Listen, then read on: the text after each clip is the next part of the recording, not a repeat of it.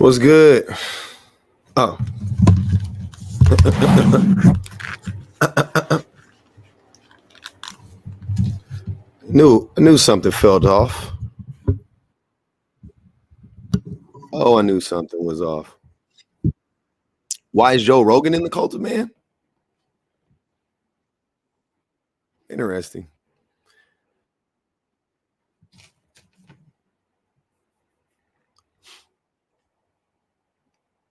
Joe Rogan is definitely in the cult. Yeah. What they do? What they do? Hey from San Diego. Hey man, what's good? We in beach towns. We in those beach towns.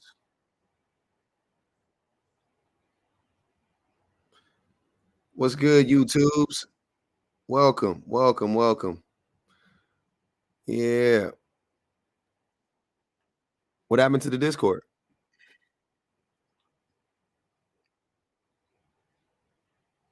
I was just on the Discord. What's wrong with it? We've been talking on there all day. What we do? Oh, oh, maybe I don't. Yeah, just apply back and go through the just post your just go in there, do the link, the same thing in my bio or whatever. Do the same thing. We'll let you back in. You just got to verify yourself. You probably the verification didn't happen. So yeah, that's it. Soon as you get verified, you back in that thing like you never left.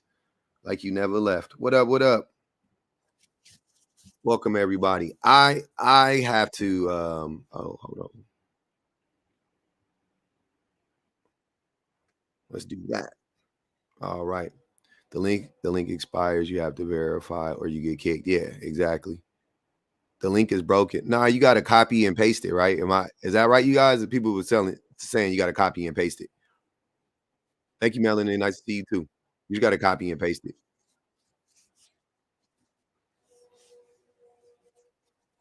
Yeah.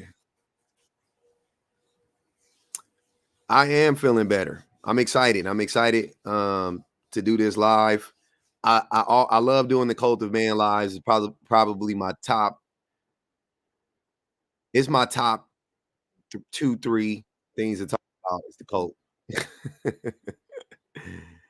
These iPad said on my iPhone. Okay, maybe that's why it worked. Yeah, no worries. Let me know. Hit me in the DMs, hot person. Um, if it doesn't work, and yeah, we'll try to figure something else out. I might have to send you a direct link or something like that. But anyway, here we are. Here we are. We meet here again. We meet at the cult.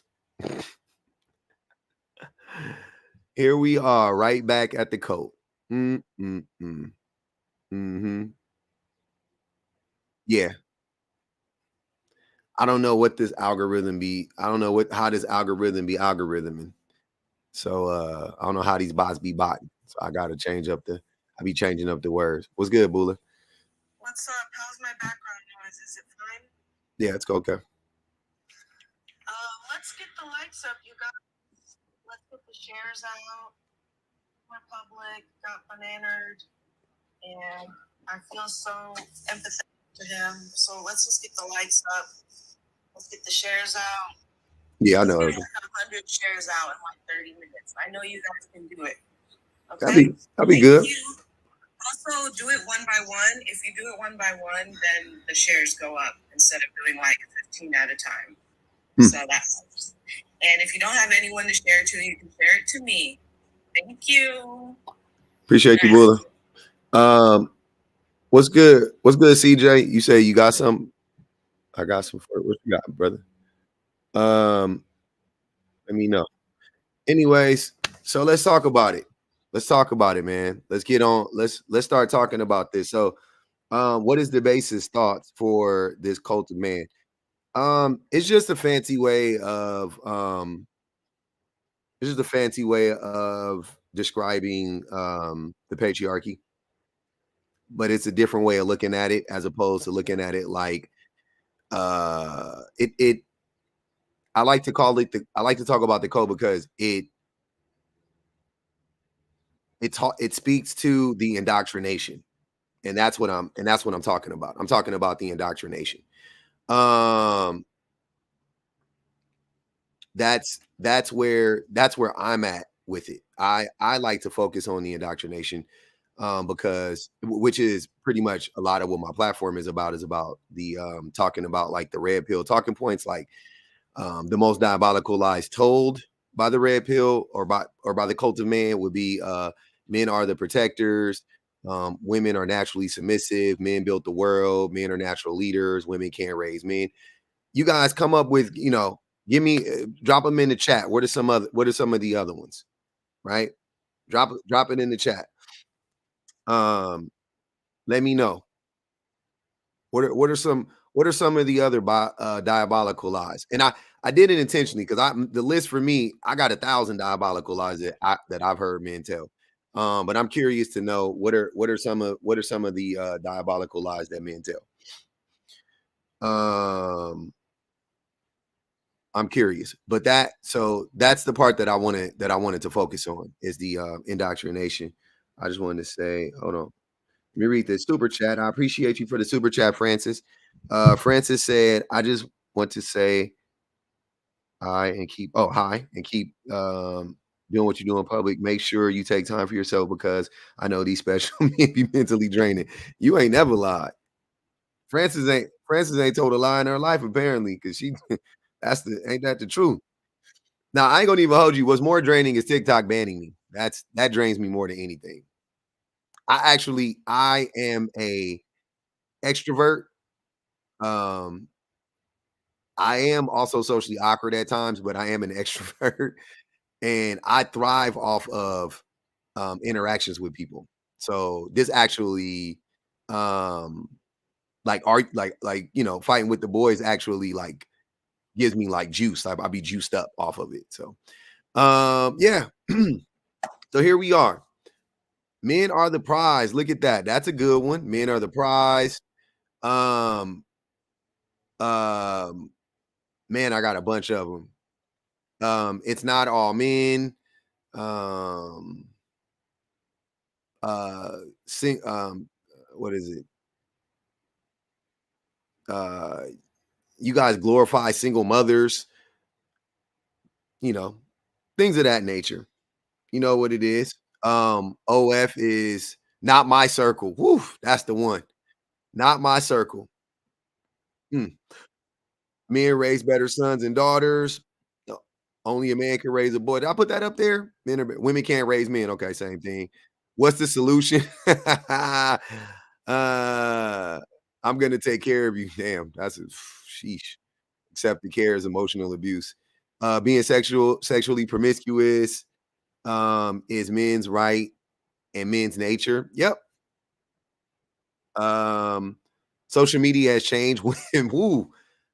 Hold on, we gonna pin that one, Ellie. I like that one. Blaming everything on social media. That's another one. Oh, I can't pin on this one. Damn. Yeah, blaming everything on social media, acting like social media is the reason why, the reason for the season right now when we all know that the system has been in place for a long time and it's been an issue for men, women, and children for as long as it has been around. So yeah. Um, oh yeah, hold on, I'm gonna drop you, Bula. I didn't even know Bula was up here. I thought she was a picture for a minute. Thanks, Bula. Turn on the settings. No, it's on right now. It's just on social media. Women would not survive if all the men disappeared. Yep. Women need men. Man, the list goes on and on and on, right? The list goes on and on and on. The 666 lie. Yep. Women want 6 feet, 6 feet, six figure, six pack. Which I mean, okay, who doesn't, right? I mean, whatever the equivalent of that is for a man, men want that too, right? It doesn't. Who cares, right? It doesn't mean women are unaliving on that hill. They're not holding every man to that standard. They're not like, I won't date a man unless he meets this criteria. They're not running around upset because their man is 5'9" and slightly overweight. You know what I mean? Like that's not those are two completely different things. You know, preferring something and objectifying people are completely different things. Yeah, completely different.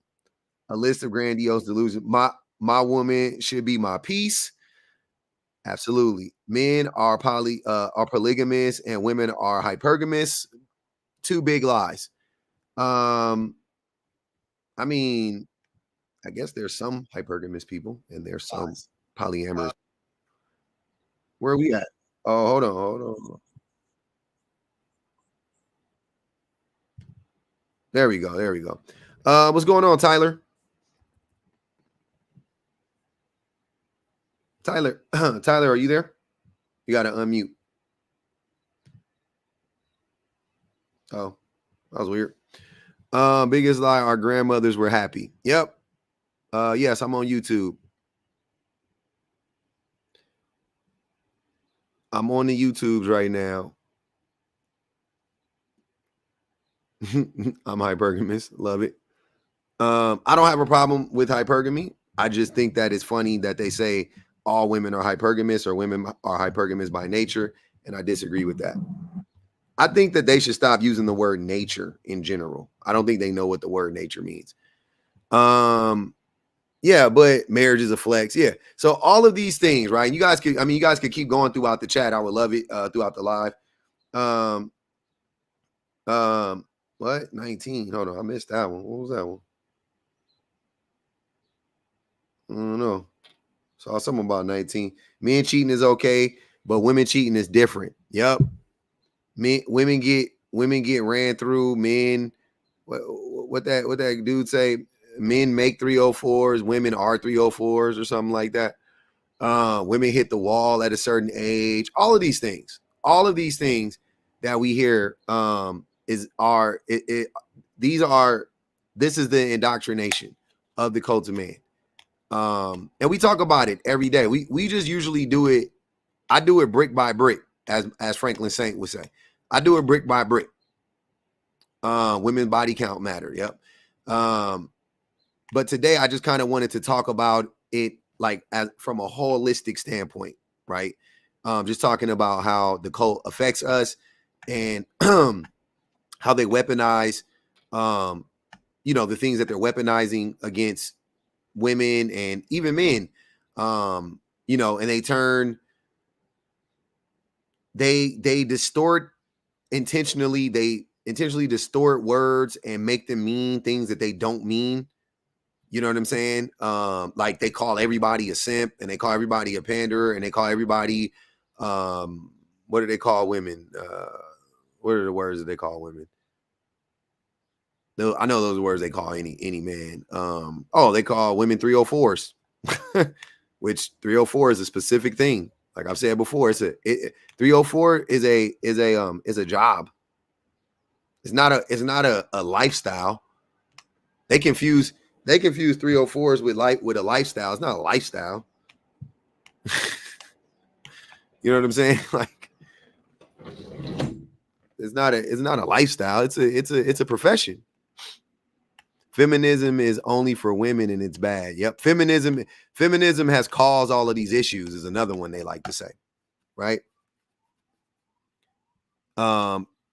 It goes both ways, all of that stuff. There are tons of lies that is constantly being told. Feminism is misandry, emotional versus physical cheating. Yep. Feminism is the hatred of men. Yeah, that's a big one that they tell. Let's talk about that one. That one's important. I want to talk about that one for a second. Feminism is the hatred of men. Once again, so they take words that actually have definitions that we all can look up, right? They take the word, they distort it, and they turn it into something else so that they can weaponize it against the very people who identify as such. So if you identify as a feminist, it's a problem for them because they've distorted the word. But when you say, hey, will you guys just go look up the actual definition of the word? Just look it up. If it says something, if it says what you're implying, then I'll start to use it in that way too. Right? Then then they're like those people on that movie Bird Box, and it takes them, you got to twist their freaking arm to get them to go to look something up. And of course, CJ, you have to twist their arm to get them to look something up, and then when they do, they still don't accept it. What up, CJ? Hello? Yes. I'm gonna drop down as soon as I get done saying this, because okay, biggest fattest lie, honestly, that came to my mind that men have told about women in general, or just about like anything. Well, I mean more. I'm talking about the lies that men tell that to the lies that they tell to subjugate, children and women and men and things of that nature. Oh, biggest lie, probably that women came from a damn man's rib, because that's a crazy. I mean, simply just to put women under men, because what? Yeah, that's crazy. That's it though. Bye. All right, CJ. Yeah, they do that, and I don't know that I mean, but they'll say it's not to put women down; it's to make women. It's to show that we're like women are on our side or something like that. I've heard men try to explain it that way, like like we're equals because you're made from our rib or something. I was like, oh, this is crazy.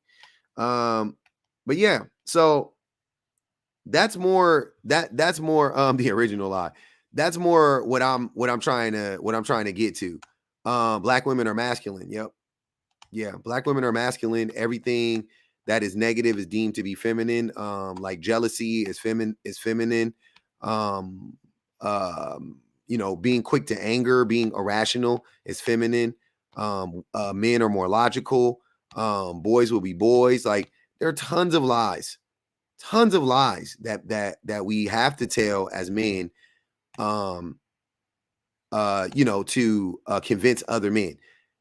Now, my question is, if these things are true, then why do so many men have to invest so much time, effort, and energy in convincing us that these things are true?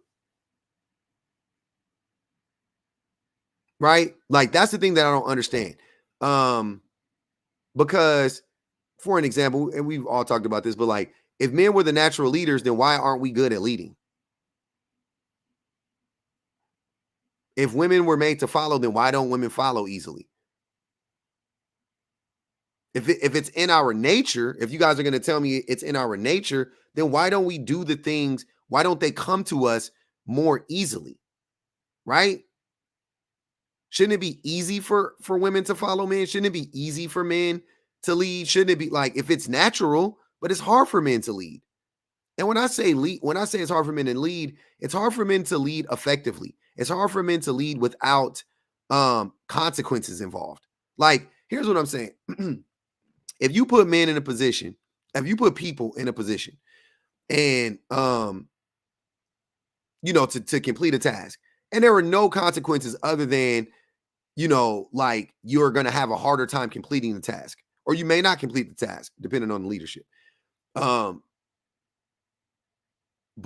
you had, men and women together. Like men wouldn't like naturally take over and be leaders.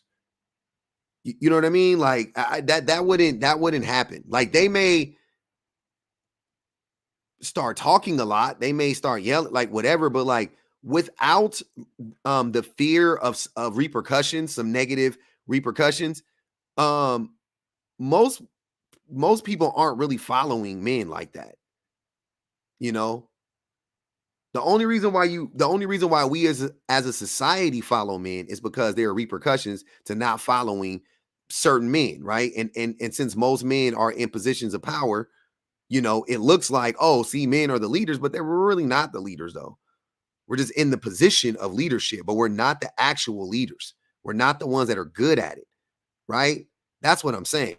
And I'm saying naturally. I'm not saying there's no men that are that. I'm not saying that there aren't good male leaders. Of course there are. There's tons of good male leaders, right? But um most people who talk about leadership actually aren't good leaders. From my experience, most people who, especially on this, I will say that on this app, most people that I hear talk about leadership, I can tell they're not good leaders. They don't know what, because they don't know what leadership looks like, right? They want to, all they want to do is be the leader so they don't have to be the follower. All they want to do is be the leader because they think that that position comes with immunity. Nobody ever gets to question me. There's no repercussions for anything that I do. Blah, blah, blah, blah.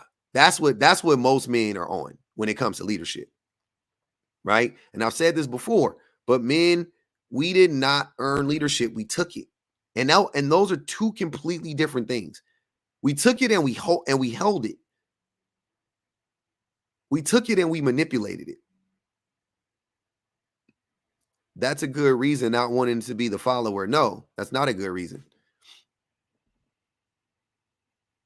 Kasim, right on time. Who would think that that would be a good reason to not want to be a leader because you don't want to be a follower? What if you're better at following? That's your ego talking. What if you're not a good leader? Your only reason for being a leader should not be because you don't want to be a follower. That shouldn't even come into your brain. Now, do I want to follow poor leadership? No, I don't want to follow poor leadership. But do I want to be a leader simply so I don't have to listen to anybody else? Tells me everything I need to know about how you look at leadership, because you think that you don't have to listen to anybody else to be a leader. But to be a good leader, you need to listen to everybody. That's what I'm saying. You're almost like you're looking at it in, leaders are the biggest followers. Leaders should be the biggest followers when it comes to, so basically what I'm saying is leaders should go to everybody or as many people as they can or whatever, and then they should listen. And then that's how you lead. So you should be the biggest follower. Right? That's why it takes a certain type of person to be a leader, to be a good leader, because so many people aren't interested in listening to other people. So many people don't know, they don't listen to other people. And so they end up being terrible leaders because they're not interested in following. They're interested in not holding and not being held accountable for anything. That's the problem. Tell that to the leaders. To what leaders? I got you, Buller. Hey, everybody, tap the screen, man. Buller got a message. She said, please keep tapping the screen. We only had 30,000 likes, but I think everybody, y'all doing y'all thing, but let's keep it up. Appreciate everybody over there on YouTube. We got 100 people on YouTube's. I'm on my backup page. It's a light day for us over here, but we're gonna still have a good time. So how are non-accountable people leading? How are non-accountable people leading? By ignoring accountability. They're dodging it by their authority or their position. I mean, we're ran by a country full of people with no accountability. What we're literally ran by a country full of people who have zero accountability. So, yeah, because that's leadership. Leadership could be bad or good. You can lead people off a cliff. You can lead people to their destruction, or you can lead people to prosperity, right? So think Trump, think Biden, think the other 46 presidents, 45, 44 presidents besides those two. Sorry. Right? That's bad leadership. That's what bad leadership looks like. Supreme Court ruled against accountability twice this week. Has he seen what this country has turned into? He has not. It's called Republicans and Democrats, money laundering for weapons manufacturers. Duh. Yeah. It's so corrupt. Yeah. And somebody said it, passing the buck. Exactly. Most leaders just pass the buck. They just blame somebody else. All men are in the cult of man. Absolutely. Absolutely. You got to break free from the cult. You got to turn off. You have to shut the down the propaganda. You got to drop the propaganda. Why women see males as leaders? Just asking.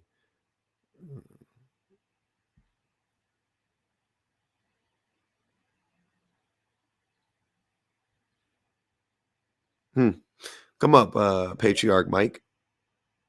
You too, Kasim.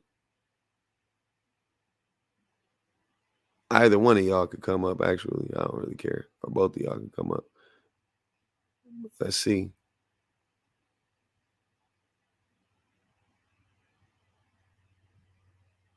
Let's see what it is. The 3 branches of government, low key, make it easier to pass the buck. Yeah, they just keep passing it to each other. The president blames Congress. The president blames Congress. Congress blames the Senate. Senate blames the president. They just keep rotating. What's up, Kasim? What's going on, bud? I'm chilling, broski. So, what was? I think are you tracking what I'm saying about leadership right now? Yeah, I agree. It's a problem. No, I know. Yeah, but I'm saying, well, why do you think it's a problem? Like, what's causing the problem? Like, accountability is part of it. Yeah, but a lot of it is what I would say how white people think they can do what they want. White people, but black people can't. I mean, it's simple. It's a to me, it's a way of feeling like an outlaw. Like I can get away with not obeying. So everybody got to obey something. Everybody doesn't believe in the same thing. Yeah. But that's where understanding has to come through groups. Everybody can't be in the same group. Everybody won't be. Okay. That's why you have games.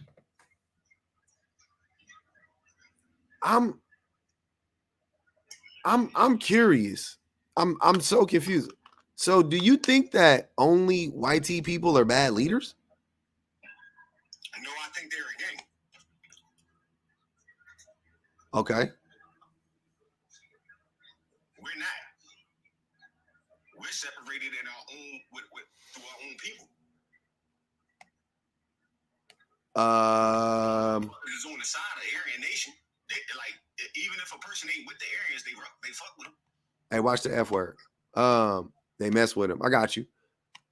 I'm sorry. Okay, so what about leadership in Africa? What does it look like? Is it better? I have no idea. I've never been to Africa. I know, but I'm just not understanding. Like, why are you talking about white people specifically as if? No, I'm not.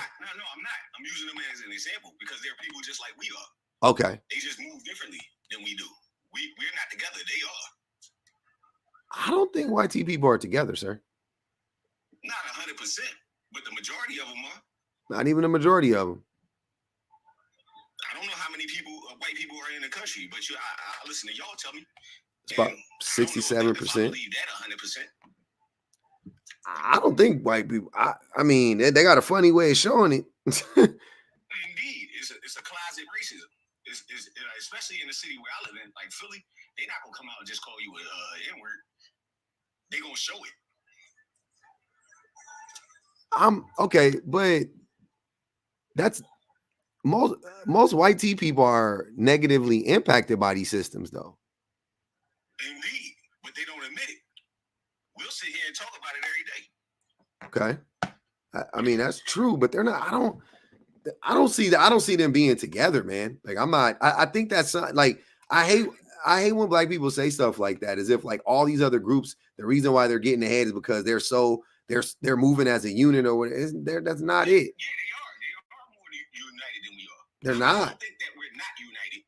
I'm saying they're more united than we are. I don't think they are. We're not united. Kasim. You know what I'm saying? I just don't think. Hold on. Kasim. Let me ask you a question. Okay, so hold on. Okay, so I got a question for you. If is it safe to say that about half of white tea people that vote for Republicans and half of white tea people vote for Democrats, right? Mm-hmm. About 50-50. Okay. Yeah. What percentage of black people vote Democrat? That's a good question because I do not know. I don't even know if a lot of black people vote. Listen to what I'm saying again. Hold on. They do. Hold on. Let's go. Let's take it back again. I don't know. I know. Hold on. No. Wait. So you can understand the question. What percentage of white tea people that vote Democrat or vote Republican? About 50%, right? It's about split down the middle. Okay. Now, on the flip side, I think it's actually a little bit more Democrat. There's more registered, whatever. But anyway, it's pretty close.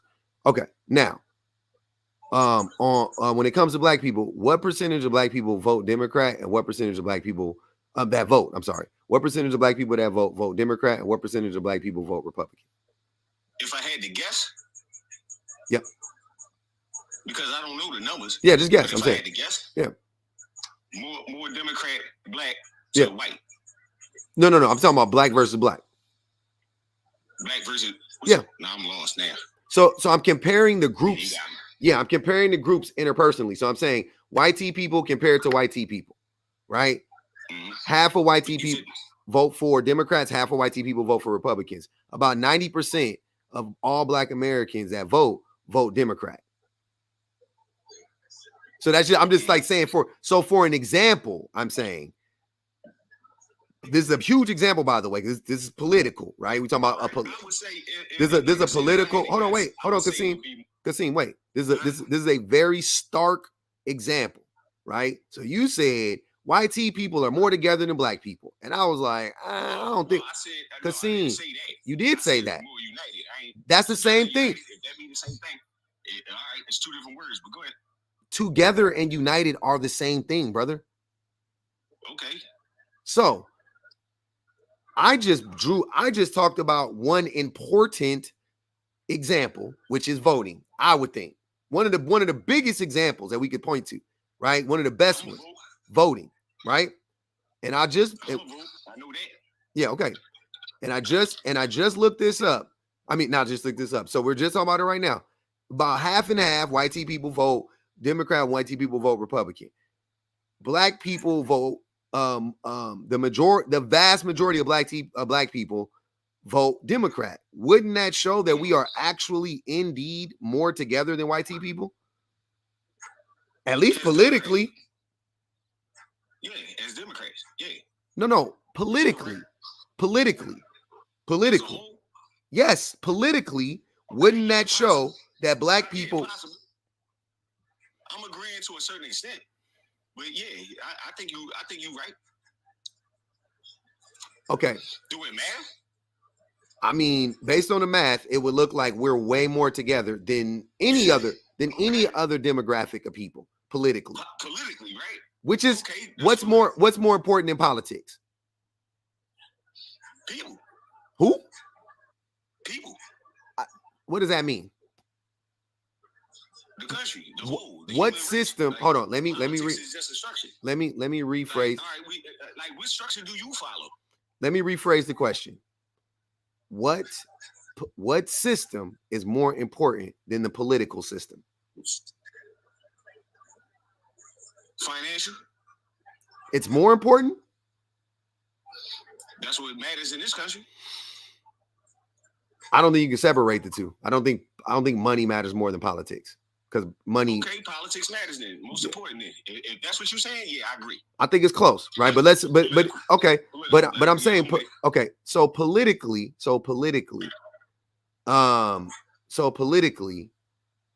black people are far more united than white people. So what makes you say that everybody else is united, but black people aren't? Why do we get that jacket when it's actually the opposite, as far as I can tell?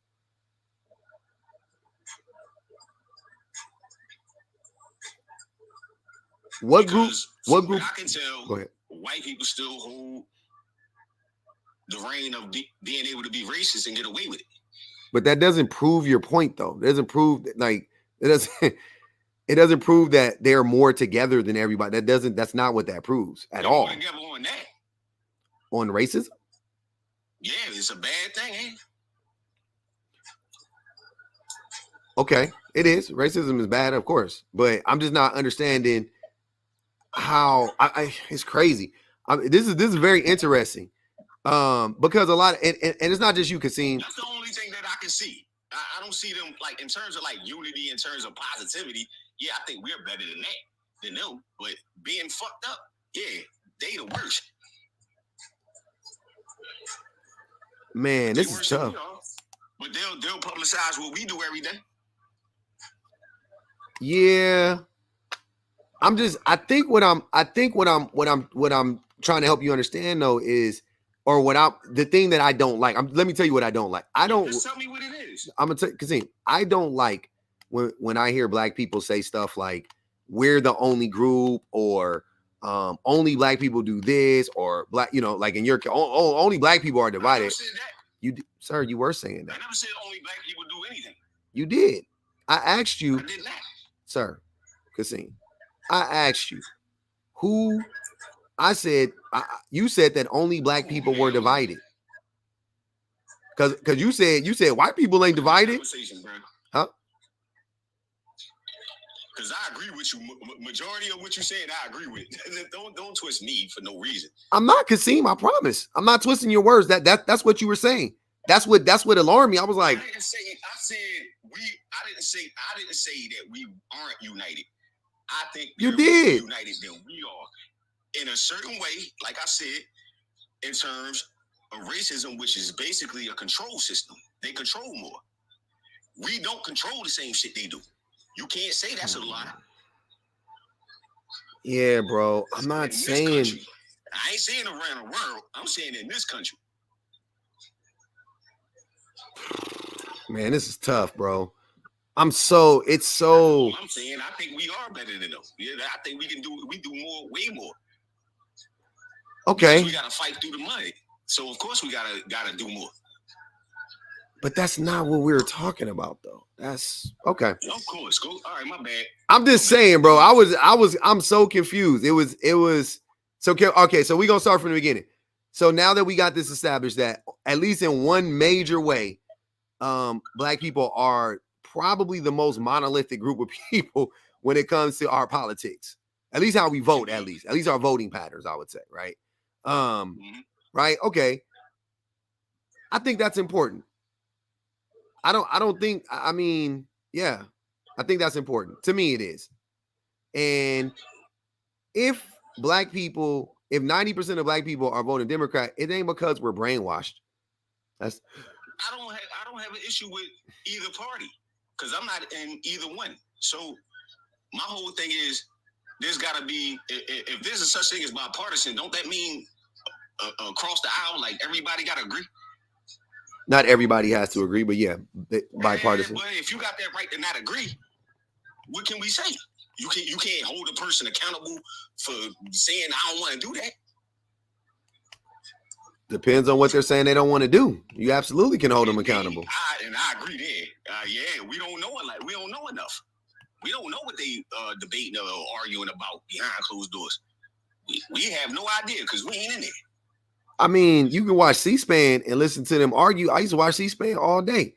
You listen to them argue and make their points. I don't watch it every day, but yeah, I'm with you. Yeah, I'm with you. I used to watch C-SPAN for hours, man. That was like my go. I watch C-SPAN all the time. But you can just listen to them like argue for hours about all types of different things, bills, and all those funny clips that people be seeing that get clipped up. I used to catch all that in real time. I used to just watch it on C-SPAN. Like they used to be going at each other in them chambers. And let me ask you a question. Who be the majority of people arguing with each other on C-SPAN? Politicians? Are you talking about racially? Yeah. I mean, the majority of the government is made up of white people. So it was white. It was a bunch. It was everybody was arguing though. Enough to say. Okay. Hey. Okay. This was a very interesting conversation. This is a very I did not mean to do that. This is a very interesting conversation though. I ain't gonna hold you. And I agree with 85% of everything you said. Basically everything you said, I agree with 85% of it. Okay. Well, what don't you agree with? Not much that I would care about. You know what I mean? I like, I'm with you. You know what I'm saying? I still stand behind it. I'm just not like I'm the type of person. I'm not gonna get in front of something I'm not really like trying to rumble. You know what I mean? But no, me either. Kasim, I'm not trying to rumble with you. I was just curious. I was really like, no. I'm telling you how I feel about it as a whole. Okay. If there's, I can't pinpoint where I'm like, yeah, I disagree with you here. Nah, I'm just, you know what I mean? Everybody got their own thing. You know what I mean? But as long as we're in majority agreement, I think we can work together. That's the way I see it. I ain't got to agree with you 100%. Okay. But I can rock with 80. You know what I'm saying? I know you a good motherfucking dude. Yeah, I got you. I appreciate it, brother. I appreciate it. Thanks for coming up, Kasim. Man. Appreciate you too, bro. And I'm gonna keep following you and be in the comments. Appreciate you, brother. All right, bro. Yep.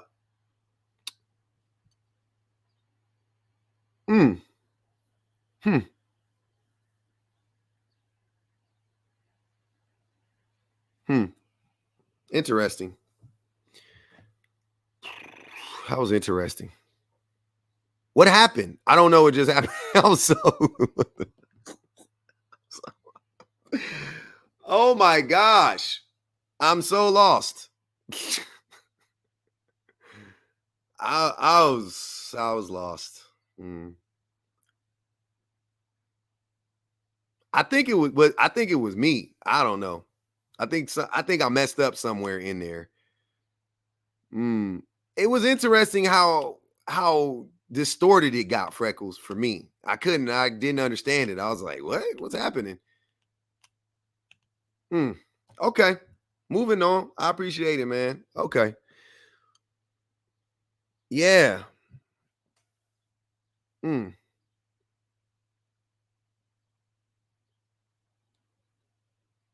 Kasim said he get it.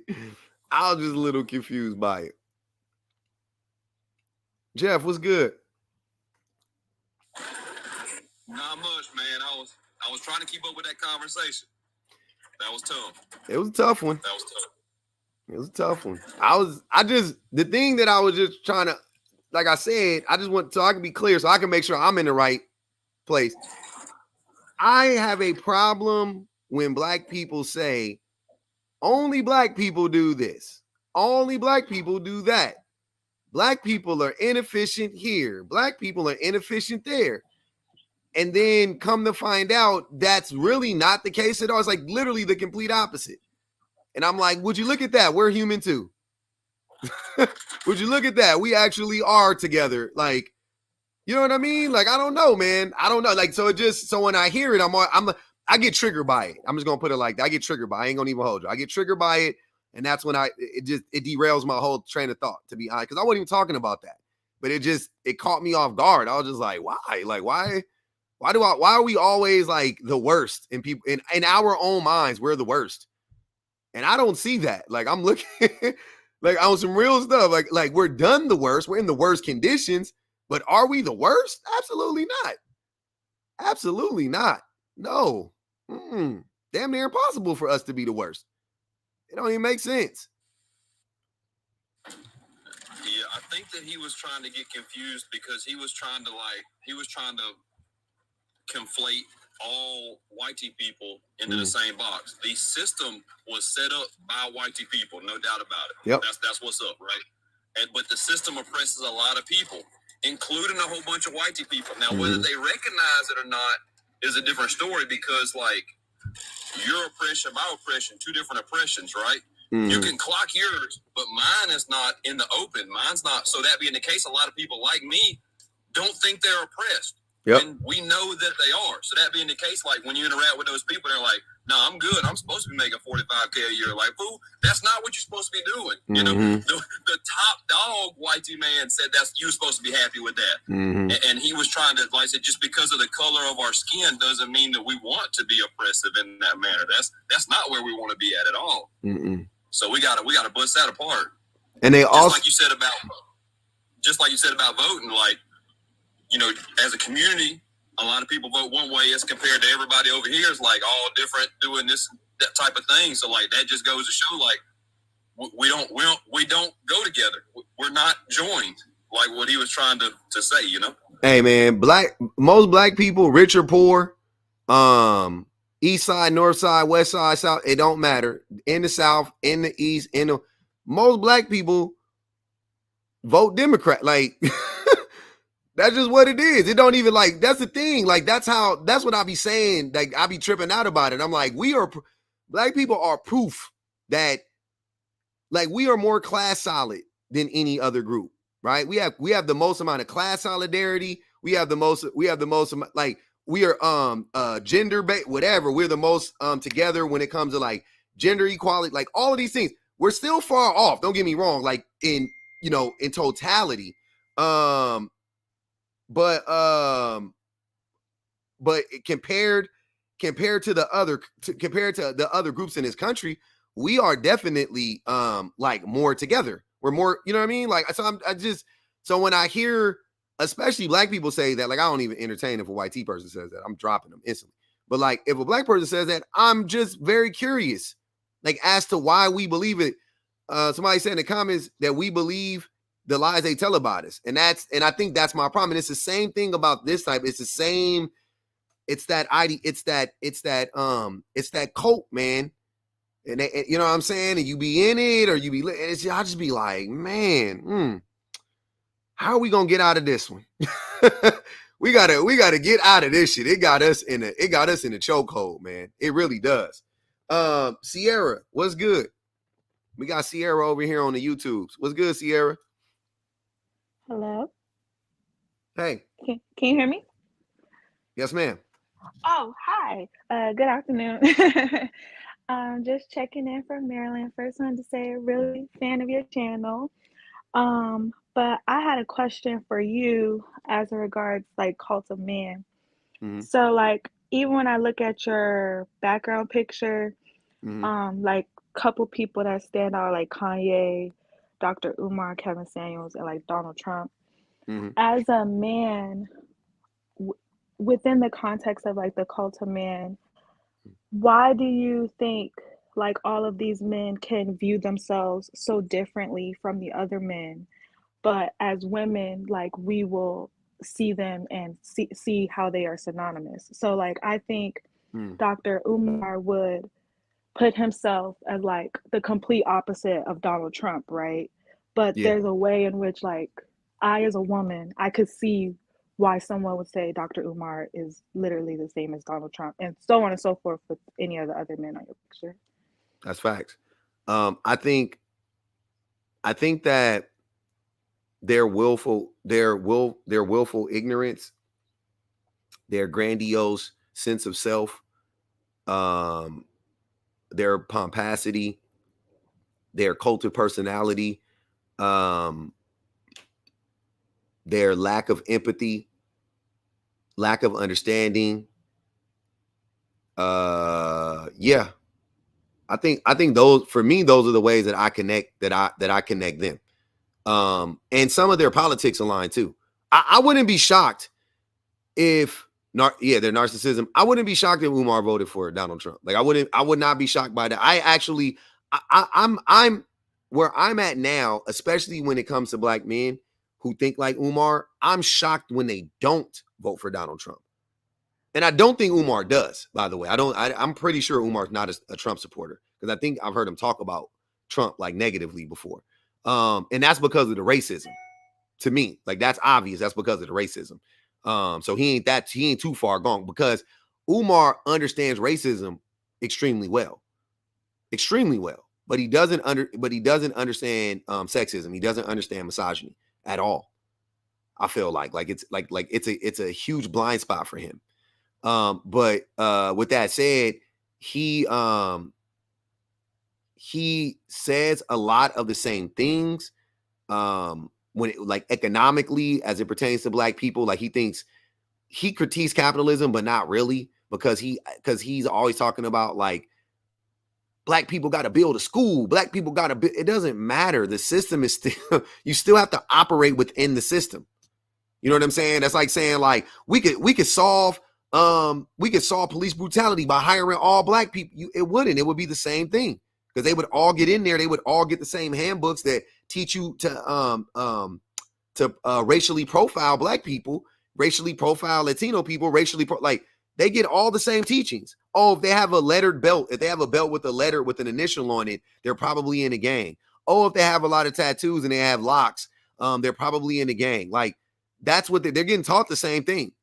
So I don't understand. And when you go, and I've seen it happen, we all have, right? It don't even got to be. It could be talking about. You could talk about the military, or you could talk about the police. You've seen people go start the military one way and come out the military, come out of boot camp or come out of their tour or whatever, thinking completely differently about the world, right? Before, when they left, they was like on some like, you know, free this country until they free. Then they come home and they talking about some, well, America, you know, I mean, if we weren't over there, it would be a total disaster if we were, you know what I'm saying? They start to justify it. Same thing people do with the police.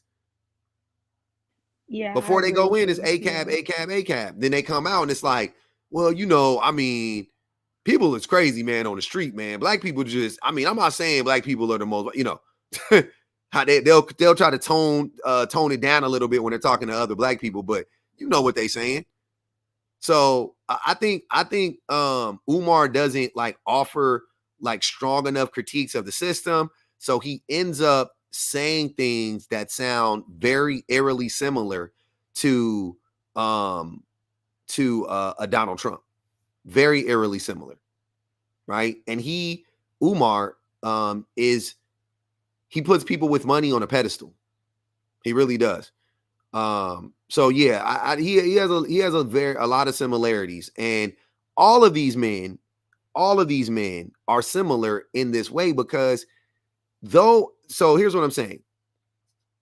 There is a right-wing cult of man, aka red pill ideology, to right-wing ideology pipeline. We all know that, right? And vice versa. It does. You could start on either end of the tube, but it's going to lead you down those same two paths. Essentially, you could start from the right-wing part of it and end up being a raging misogynist, or you can start from the raging misogynist part and end up being a alt-right member, right? Like it go either way, but they're in the same pipeline. And when I'm outside of a lot of these people, how they vote and all of that stuff, you know, when you separate that from them, when you know what I'm saying, but when you talk to them about like men, women, children, things of that nature, how the patriarchy hurts men, how the patriarchy hurts children, with like they all have very similar ideologies.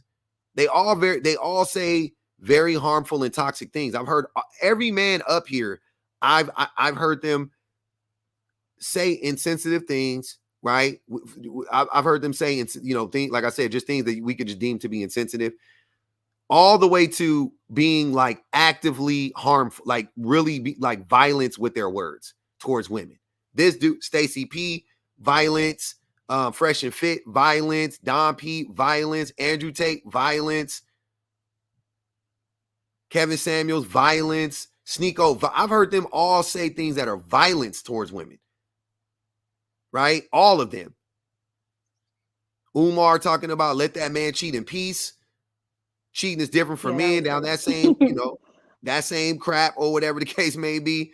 But they're all on the same track to me. Like they all are on the same track.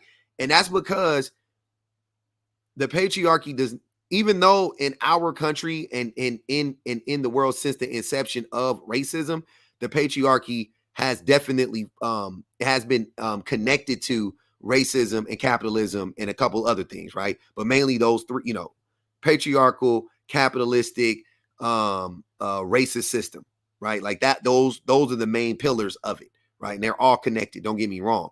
But once upon a time, before those things were invented, the patriarchy was already here and it was thriving, right? So men can always default to the cult. That's the most natural place for us, and that's why that's where you will find the largest number of men congregating. You will find black men, you will find white men, you'll find rich men, you'll find poor men. It don't matter. You will find socially progressive men, right? You'll find like men who you want liberal men. You'll find liberal white men and far right wingers all congregating in the same room of misogyny, in the cult of misogyny, in the cult of man. You will they are there. We are all there. We are all in that room. And that's the thing that I don't think enough men clock. Because like I just said, Umar doesn't like Trump. I don't think Umar likes Trump. Yeah, I would agree. I don't think he would speak fondly of him either. Yeah, I don't think he would either. But for me, if you don't like somebody, especially I'm talking like those types of people, like political figures and things of that nature, right? If you don't like that person, wouldn't you do everything in your power to distance yourself from that person? And I'm talking about not be performative about it. I'm saying to actually be like, wait, like anytime that person says something that you agree with, you got to clock it. Like, wait, me and Donald Trump agree on that? Oh, let me go back. Me and Umar agree on it. Like anytime Umar makes sense to me, I don't react to it initially. I take the time to unpack it and make sure I ain't tripping. Because a broken clock could be right twice a day. Anytime Kevin Samuel says anything that actually is insightful to me, I make sure that it actually is what I think it is, and it's not me having this visceral reaction because a part of me is still in the cult or whatever the case may be. You see what I'm saying? And I don't think enough men take the time to do that. That's where we fall short when it comes to this stuff. So that actually makes me have another question for you, because like when I think of cults, it's like I think of like infamous ones like Jonestown, or like what Charles Manson was doing, or like I remember, I don't know, it was some Forensic Files episode. They was talking about like these Rajneeshis. I don't know what they were called. Yeah, I know. But one thing that's like similar with all of them is that like they never really disband themselves. It's always like this outside force that has to destroy them in order for the cult to like stop growing. So like in the context of the cult of man or patriarchy, like do you think feminism, 4B movement, or men like yourself, do you think it's a strong enough force to destroy the cult of man? Or is like patriarchy this like thing that's, because now it's on the earth, it's gonna be here forever? Oh, I don't believe anything is forever. I believe everything has a beginning and an end. I mean, one day I know for a fact the sun is going to explode, right? So it can't go on forever, right? So ultimately, I know one day all this stuff is going to end. But no, I mean, not to sound like get too on that, but like if it didn't always exist, therefore it doesn't have to always exist. You know what I mean? It didn't, and capitalism is relatively new. Racism, relatively new. Of course it can end. Of course. Do I think that we are strong enough to change it? Absolutely. And the thing about it is, and anybody that's listened to me long enough will tell you, let you know, these systems of oppression, capitalism, racism, the patriarchy, they are so fragile that it won't even take all of us to topple it. And that's why it has to work. Like, here's what I'm saying. You can tell how fragile the system is by the level of propaganda the system must produce to keep everybody in check, right? Because if these systems were strong, like if capitalism was what they're saying it, what they're trying to tell us it is, they wouldn't need to indoctrinate us in elementary school, junior high school, and high school. They wouldn't need to tell us. They wouldn't need to talk about McCarthyism, right? They wouldn't need to call it the Red Scare, right? They wouldn't need to do that type of stuff. Yeah. They would just be able. Shouldn't they just present it like, here's an argument for capitalism. They would teach us about every political and economic system, and then let us decide for ourselves which one makes sense. Instead, they say capitalism is the best. We're working from that point. These other things are scary and they're going to hurt you. And then you have to, and then you go and when you're at your most impressionable, when it's going to last the longest, that's when they pump you full of that stuff. And then you have to unlearn it when you're, in higher education or on your own. But guess what? The vast majority of Americans don't pursue higher education. So then the vast majority of us never unlearn it. And they know that, and that's the setup. They're okay with a certain amount of the population unlearning it. They're okay with that. They're okay with us, not us, because I'm not in academia, but they're okay with those people in academia unlearning it. They're perfectly fine with that.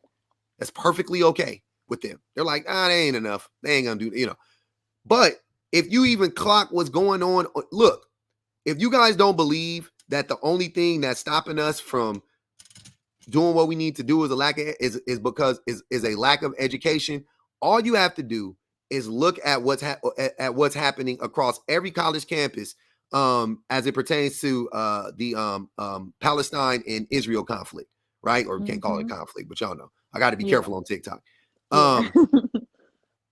The kids, they're smart.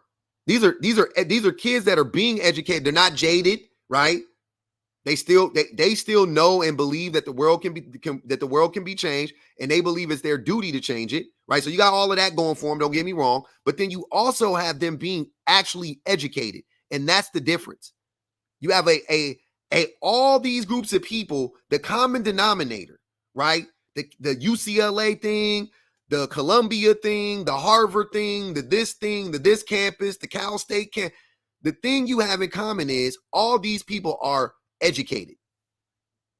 All the people that are out there they're all educated.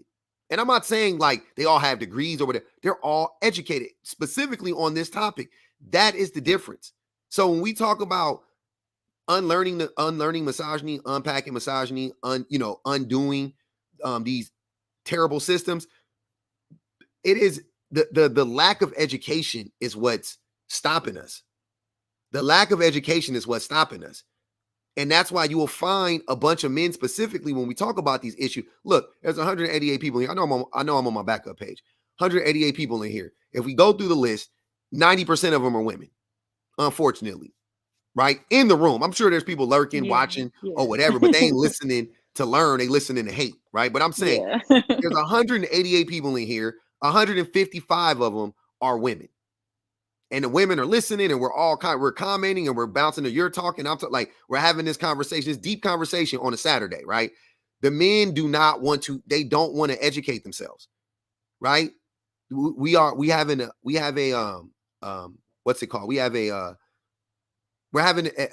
crisis, a pseudo intellectual crisis. We're having a pseudo intellectual crisis. We're having an anti-intellectual crisis in this country. And that is the thing that is holding us back the most. And men will fight tooth and nail to make sure that they don't get educated. I had a dude on my live the other day. We were arguing about a word, the definition of no. He said, oh man, what did he say? Oh, he said the majority of the government was made up of, or half the government was made up of women and half of it was made up of men. Yeah. And I said, I no. watched that. That was very interesting. And what happened when I said, okay, so if I look it up right now, because you told me you Googled it. So what if I Google it and the Google results show, basically I was like, whatever the Google results show, we'll go with that. Right. And he was like, nah. Yeah, he was committed to his belief. I was like, what? The patriarchy wasn't real and that half the government was women. Yeah. You see what I'm saying? Like, what do you do with that? What do you do with that when people are that undereducated, and then to compound it and make it 10 times worse, they actively don't want to be educated? And then they say stuff like, don't go to college because you're going to go in debt. And then they say stuff like, we don't care about your degrees. And then they say stuff like, well, I don't want to marry an educated woman because she gonna think she better than me. They think every woman is gonna treat them like Monique treated Precious. Yeah. Right? Yeah. They think every educated woman is gonna treat them like Monique treated Precious. And that shit blows my mind. It blows my mind because they don't even know how often they come in contact with educated women. They don't even realize it. I'm like, do you think every woman that you come in contact with is uneducated? I would bet you most of them, or a lot of them, I won't say most of them, but a lot of them are, man. Highly educated, by the way. Especially if you're in these spaces. Yeah, You know what I'm that's saying? true. Like, all my mutuals got degrees. My wife has 2 degrees. Like, every woman I know dang near got a degree. So I'm like, what are y'all talking about? They don't treat me no different. You know what group of women actually do treat me differently, though? What group of women actually do be coming after me? Who? The undereducated. The undereducated, the Pygmishas, the Jalazis, the Asayas of the app. I'm just saying. Yeah, I believe it. I believe it. That's I guess all I'm to that saying. point too is like, because there is this way in which, like, okay, as a black man and as a black woman, I am a black woman in case people are curious. Oh, I know. You ain't got to tell me.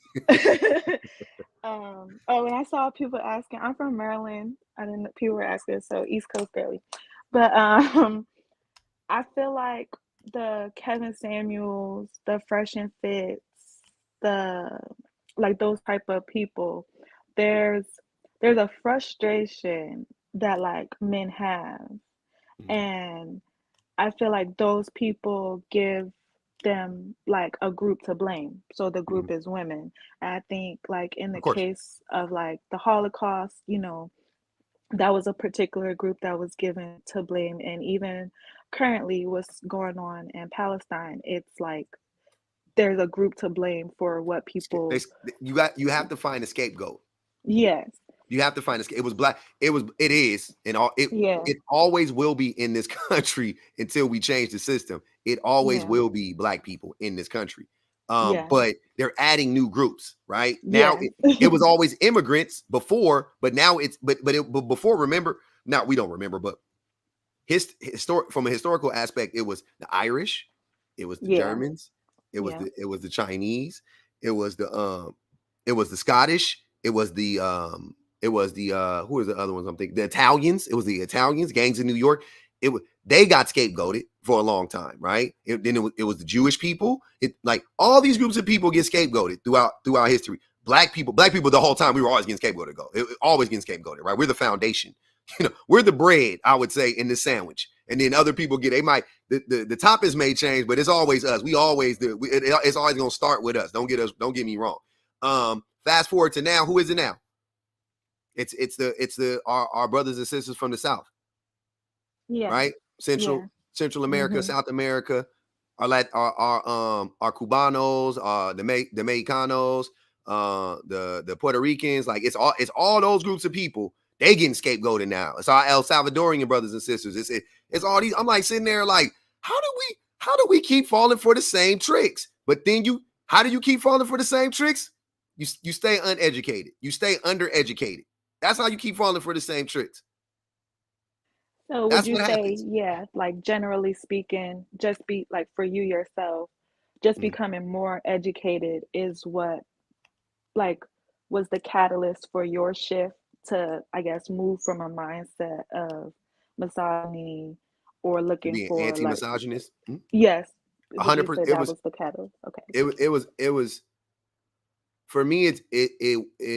The thing that started it wasn't necessarily being educated, but it was. Well, I guess it was. It was me being like it was an aha moment, which you can call that education. My wife pointed something out to me. I was like, oh shoot! So I got it. But yeah, and moving forward, the thing that drives me the most, the thing that like is the thing that allows me to grow the most and feeds me the most is the education. No doubt about it. But I get the education many ways, right? I get it from talking to intelligent people like you. I get it from talking to intelligent people like Jeff. I get it. I get it. I get it from having these conversations. That's a part of it. I get it from reading. I get it from watching documents. Like, I'm just consuming the information at all times. But how I process it is also important. And I think that a lot of us don't process the information properly because we don't use critical thinking. We don't use our critical thinking abilities, right? And that's something I talk about a lot too. And I try to talk to men about it. I'm like, hey man, you should learn how to think critically. Like, that's important. If you want to be on this journey, thinking critically is important. And I peep this. Once again, y'all gonna say whatever. The people who disagree with us, over here who have these points of views, just have discussions with them rooted in logic, and you will see how they don't the critical part. You know what I'm saying? Like, you can see it, you're like, oh, okay, so there's something there. There's something missing. You know what I'm saying? There's something I'm trying to identify it. I'm trying to chip away at it. I'm trying to get down to it. And then you talk to somebody like you, like there's a dude, Sean. You can tell when you listen to Sean, he has critical thinking and he has logic, but Sean also has emotional intelligence, and that's the last, for men, that's the last key. We lack the emotional intelligence to connect everything. Because if you don't have empathy, it's gonna be hard for you. It's gonna be hard for you to pull all this stuff together, right? The logic, you can be as educated as you want to, you can be as logical as you want to, but it'll only go so far unless you have empathy. If you don't couple the empathy with the logic, it ain't gonna work. It's like taking vitamin C, right? What they say, you got to take it with something else, right? It's like eating it's like eating beans without rice. It's not you got to eat to make a perfect protein, you got to have a complex carb and a simple carb or whatever you want, or protein or whatever. So you eat the bean, you eat the rice together. That's a perfect meal, beans and rice, right? It's a perfect meal. It's a complete meal when it comes fiber and carbs and protein, right? That's how I look at these things. I'm like, hey man, you gotta get it. You got to get it all together. You have to have the empathy. You got to mix it in with the information. You have to have the critical. You have to use all this stuff. And Kasim, critical thinking is it's a way that you think about stuff, and it's a way that you process information, and how you the most important part about it is how do you vet the information that you receive, right? How do you know if something is real? You know what I mean? Like, how do you discern if it's reliable, if the sources are reliable, if that makes sense? So yeah, a lot of that is a part of it. Mia, what's good? Hey, what's up? Can you hear me? Yes, ma'am. All right. So I wanna touch on a couple things from what I observed being in the prison, right? So with the guy earlier, what we was talking about earlier, when I said that we be believing the what's said about us. When I tell you, I am always like shook when I hear what some of the guys say to me. I was in my parenting class, and one of the guys was like, yeah, black folks, they be letting their kids run around and terrorize and do all kind of stuff. You know, Miss Mia, you heard about them kids carjacking? And I was like, wait, not you in here talking like that. And that's when I knew. I was like, when they hear like the negative narrative about black people, a lot of these pseudo pro-black folks, they actually believe that, and so they spend a lot of time trying to I guess you would say trying to out capitalist or be with the respectability politics. I'm gonna just leave it there. And that's what I think about when I think of a Dr. Umar or Tariq, or whatever his name is. I think of him. I think of those who they do not see the value in black folks. So what they try to do is they try to give us value by giving us these material things that we can try to adhere to. So that's where they police in the way you talk, what you say, how you act, but they hide it behind, oh no, listen to me because I'm pro-black. You hear me, whatever, right? And it's scary. So the other thing I want to touch on as it relates to the cult of man, right? Mm-hmm. And it's another example. I said this in the Discord, right? I was telling the girlies this in the Discord. One of the guys asked me about me being a feminist. Okay. And I knew then that the cult of man was so crazy. You gotta understand, for a person, for a man, a black man in the South, in a prison in the South, worrying about feminism, you gotta know they got them.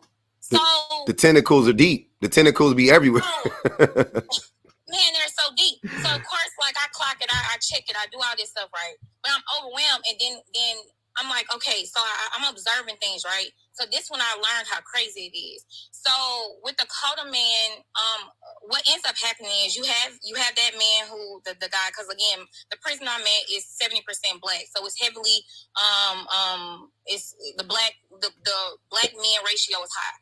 But then I thought about how some of these with the correction officers, right? So a lot of what what's the word I'm looking for? A lot of what allured them to working in a prison is a part of the cult of man. This need to have some type of power and authority over men. When you put the prison guys to the side, and I talk to my colleagues, you know how many times some of my colleagues, I mean, these YT men are poor. I mean, they're poor. And the working at the prison is like a saving grace for them. You know how many of them would talk to me and ask and complain about how the inmates get free health care, but they don't. While working for the state. So then I'm like, okay, whoa, they don't even hear themselves. So I'm like, that's capitalism. And then the last thing, the one thing that I started recognizing to put them both together, the one way that an officer and an inmate will bond and connect is when they're being misogynistic. Absolutely. They will connect, like they are at odds on all the other things, right? But the one thing them jokers connect on is being misogynistic and anti-woman. They have the same conversations. They are just as violent towards us. The inmates are violent towards the women that work there. My colleagues are violent towards us women that work there. They do the same thing, the same sick behaviors, the same sick conversations. I witnessed an officer and an inmate see a woman. One of my coworkers. She walked by, and the officer and the inmate objectified her together. And that's when I was like, oh, the cult of man is strong. And until they recognize it, I don't know. I'm gonna leave that to you, brother. But it's tough. I just don't know. And I'm sorry, one more thing, and then I'm gonna land my plane because I just thought about this. Because when we talk about the intellectual thing, right, or being educated, so I said this too to the girlies. Like a lot of these guys in prison, they have a lot of time and they start reading a lot. They're well read. But the irony is a lot of them revert back to Islam, right? Yeah. And the craziest thing about that is all the reading and the learning that they have access to do in their condition, they will revert to a religion and they pick the parts of it. That guess what the parts they pick of it do? The misogynistic, objectify women. Yep. So it's like it's the craziest and most insane thing. But you know, I do my work. I be cooking them when I get the chance to every once in a while. But for the most part, you know, I'm gonna just leave it to people like you to handle it. But it's crazy and it's so disheartening. So disheartening. I'll land there. But I was just, maybe just said, I was about to say it right now. That dude yesterday that kept talking about Kush. You got to go back to Kush. You don't know about Kush.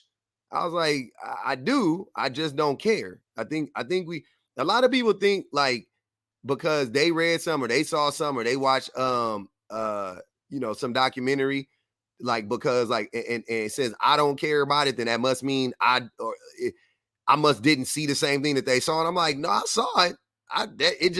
It didn't have the same effect on me. I didn't believe it when I saw it. You know what I mean? And I clocked that in real time because again, like me and the girls, we be having fun in your Discord. So that's y'all Discord. I know, right? I clocked that in real time, and I told him before he said it. I told him, I said he learned in the penitentiary, and before I could even get it all out, he told you that he learned all the things in the penitentiary. Yep. I said, I'd be goddamn. Yep. I said he said said that stuff public like he went to Penn State. Yep. Like, are you insane? It all made sense when he said it. I was like, okay, I got you. All right, enough said. Carry on, brother. When people tell me, oh, you learned the white man's word of patriarchy, sir, that's an English word. What you mean? What do you mean? I said you're speaking the King's English, trying to talk about this man learning the like. So we can't be educated, but we can speak it. Like, what are you talking? What are you talking about? That is the language. Like, I'm just speaking the language. Like, what? That's just a word. Like, that's the word. That is the English word for this that describes this thing. And I was just trying to get to that. That's all I wanted to get to. Was like, this word describes this thing. That's it. Can we talk about that? Oh, that's the English version. What is the word for patriarchy in Arabic? Is there a word for it? I bet you there's not. And it wouldn't matter even if he did, because again, he learned Arabic from reverting to Islam. Like, stop playing in people's face. You set up there, and this is my thing. I public, you might not agree, and I could be, because I be in my feelings because I worked 40 hours. I ain't gonna stop saying it. But you cannot say that I'm anti-black, or you can't be trying to throw those things out there, because that's what he was doing to you. Yeah. When the most anti-black thing is what you did to get you into the pen to learn Arabic by reading the Quran. How dare you? But I'm lost. I'm sorry. How dare you? How dare you do that? And I say that because oftentimes they tell me I play into the system. If you ain't being in here playing to the system more than me, I don't know what do. Well, you get a pay. Like, you get a paycheck and you got dental, so it's a little different. You know what I'm saying? Like, I'm like that. They do too. I know they got healthcare. No, I know they got healthcare. But nah, that's nasty work. You know what I'm saying? That's nasty work. Yeah. What you in? I had to do the same thing. A dude was coming at me. He was saying, I wish Coco was in here, man. She cooked that dude that night. I was crying. It was that dude, C. Gore. It was C. Gore. It was a night he told us what he did. He was like, I went to the pen and I served X amount of years. And then Coco was like getting on his head, and I think she asked him what he did or something. And that fool must have said that he was in for like attempted unaliving. We was like, you can't make it up, man. How you gonna talk to me about anything anti-black? What are y'all talking about? Y'all out here really trying to unalive black people, and you talking about me? You mad at me because I'm just talking about the word patriarchy, and I'm saying this is what the word patriarchy means, so we can have a discussion. And I'm gonna say this, and I'm gonna drop for you. But you say that, but you calling out the patriarchy, it offends them because that's their last hope to power. Yeah. That's Facts. their last hope to power. Facts. So when you are talking about it, you are offending them, and it seems like you are attacking what they think they deserve, which is this opportunity to have this black patriarch, black masculinity. So they have to pull at straws, and they have to push back on you, and they have to try to use racial epithets towards you, because how dare you tell us, or how dare you expose them in that, and that be what they mad about. And I say, I ain't gonna say what I want to say. I'm gonna say it in the Discord, but they can. I'm gonna leave it for the Discord. But yeah, yeah, don't get me. Be careful. Let's tread lightly. Don't get your boy banned. We are. But all right, public. I appreciate you. Hey, that's real though. That really is what it be like in when I be having these discussions. But that's coming from them. That wouldn't explain why the white men have the same reaction too. So they got the same reaction. We can say it's because black men, It's that too for black men, but it's also just men. It's just men. We have bought into this. We set up this whole system to steal the labor of women. That's it. That's what the whole system was founded on. The system that is the patriarchy, the at its core, the whole idea of the patriarchy is let's steal the labor of women. That's it. People want to overcomplicate it. People want to overcomplicate it. People want to act like it's something else, that it's about law and order and no. It's about stealing the labor of women. Racism still in the labor of black people. Capitalism still in the labor of the working class. That's why all these systems are connected.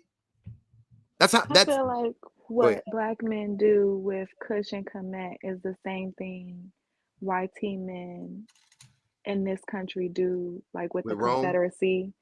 Oh, Well, with do the with Rome and oh, the Confederacy. hold on, say that Like, again. Hold on, say that again. Hold on, she said something. What's that? Say that again. That was like I nice. think, because even when you think about like a couple years ago, they was upset at those monuments coming down, and not even all of them came down. So were YT women, but a lot of YT men were upset. And even to this day, I mean, I don't even fully understand how it's not against the law for them to wave Confederate flags. But there's this way in which, I mean, because they lost. The Confederacy lost. So it's like, how are you legally, like as a country, like that's how slippery even slope. Slippery well, slope. because even to the man that was speaking earlier about like them all being united, it's like they're not united. But they also are like in the context of like YT supremacy, like they're fine with like still showing like the symbols of power. So it's like, yeah, like the way some black men will have an obsession with Kush and Kemet because they look at that as a time when black people were powerful, like when they had kingdoms or whatever. I feel like YT men do the same thing with the Confederacy. Facts. I was thinking, I said Rome because it's more, but them too. But them too. yeah. But when you said the Confederacy, I was like, ooh, I like that one even better because that's more recent. But yeah, same thing. Let's go back to that. That's the MAGA. That's the MAGA. Ain't that MAGA? Let's make America great. Ain't that they whole? Ain't that the times they talking about? Yeah. Somewhere around those times. If it ain't those times, fast forward 100, cool, 50, 60, wasn't that much difference. So yeah, like Jim Crow and Reconstruction, yeah. Like yeah, like all right. So they wanted post-Reconstruction, but they wanted pre-civil rights.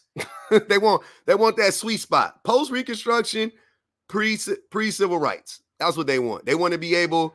They want black people to have money to spend, and have to buy stuff from them and contribute to the tax, to the paying taxes and whatnot. But they don't want us to have any rights, right? And then a lot of black men now, they're saying the same thing, but about women, right? They're doing the same thing about women. Oh yeah, well, let's go back to a time when women couldn't vote. What? Yeah. Yeah, huh? it's like weird. Hey man, I ain't gonna hold y'all. That should be hate speech. Yeah. I don't see how that's not hate speech. Saying we should go back to a time when women couldn't vote. That's not hate speech. You talk about like First Amendment type stuff. That's once again, that's violence. That's violence. Denying somebody their right to vote based on their gender seems like violence to me, but maybe I'm wrong. But and I thought that's what the First Amendment was. You can't incite violence, blah blah blah blah. But if you're telling us as a country that we should go back to a time when women couldn't vote, I'm sorry, that's crazy.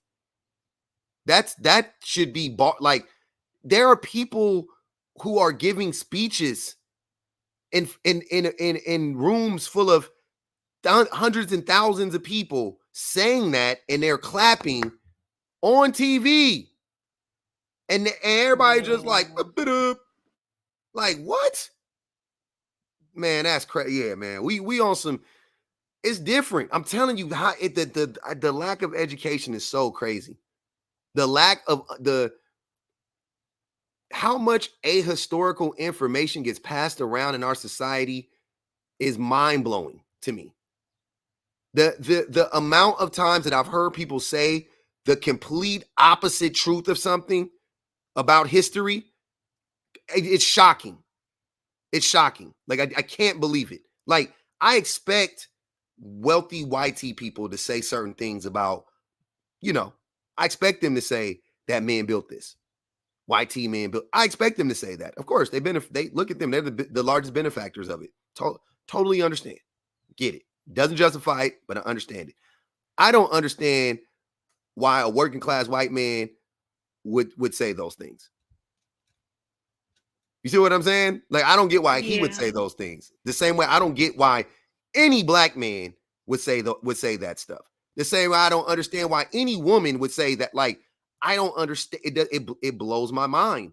So I'm always a little taken back when I hear people saying stuff like that. It just shows me it's scary, and you wonder. There's a book there. I wish I could remember the book. I had the book a long time ago. There's a book, this woman wrote it. She ended up doing a TED talk on it. But she was talking about how America and Smazi Germany, and I read the book 12, 13 years ago. And she was saying that we were primed to be Smazi Germany. We're primed for it. This was 13 pre-Trump, pre-Biden, pre-Obama, pre-all of those people, right? But they taught if you think about it, the way that they were able to pull that off was because the average German at that time was very undereducated as well. They had just came out of World War I. Yeah. Right? Mm-hmm. They were battered, they were beaten, they were bruised, they were broke, poor as heck as a country. They were destitute, right? So you had a nation full of poor, undereducated, and uneducated people. And they were upset, and they were scared, and they were vulnerable. And they were about to turn on the powers that be until they gave them, to Sierra's point, they gave them a scapegoat. They gave them a scapegoat, right? They told them it was those people over there that's been over in our country this whole time. Been over here this whole time, you know what I'm saying? We're going to blame them for all of this stuff. And not to say that, once again, you can say that about black people. We do stuff, we mess up, we're not perfect, cool, whatever, right? Let's get that out the way before somebody say, but you can't blame. Like, I know y'all, but what aboutism people, I be really wanting to fight y'all in real life. But so I'm got to give it right now before y'all go there. Yeah, cool. It happens, like nobody's perfect. They did something, like, cool, we get that, right? But they gave them a scapegoat, and that's what they used. And that was the foundation they laid. And then, boom, Smazis are born. And I watched the video the other day, and this lady said it, and I was like, oh, I'm so glad you said that. She said, you can always tell when fascism is going to take over. She said, wherever you see when you see a lot of fascism, it means that the country is broke. It means that the country is poor. And America is most certainly poor right now. We most certainly are poor, but we are a military base. Our economy is based on our military. We don't produce anything. We don't, right? We don't. What resources do we have? We don't. We control stuff. Don't get me wrong. We control things, but we don't produce the stuff. We don't have the resources. We just occupy, right? So yeah, America is most certainly seemingly broke, and the oligarchs are robbing it. By the way, the robber barons, they're taking all the money. They're looting the country. That's what they're doing. Because I want you guys to understand something. I'm gonna open it up to you, to you, Jeff. That America, the way that these companies function, they are not American, right?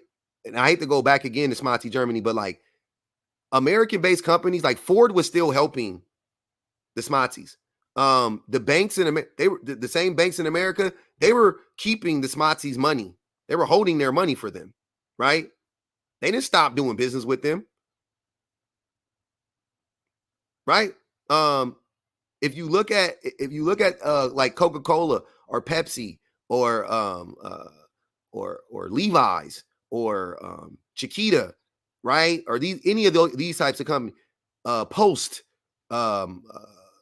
what's the cigarette company that makes like Newports and stuff like that? Benson and Hedges. If you look at these, they do not, they aren't, they're not even in America. I bet you Nestle, they're multinational companies. They don't have a country. They are their own country. They're everywhere and they're nowhere. So they don't care about America. They don't care about the red, white, and blue. You dig what I'm saying? They're robbing us. They're looting it. They're taking all of our money. They're stealing it. They're taking all of our labor and all of our money. And that's what they're doing. And they're sucking us dry. And they're a parasite.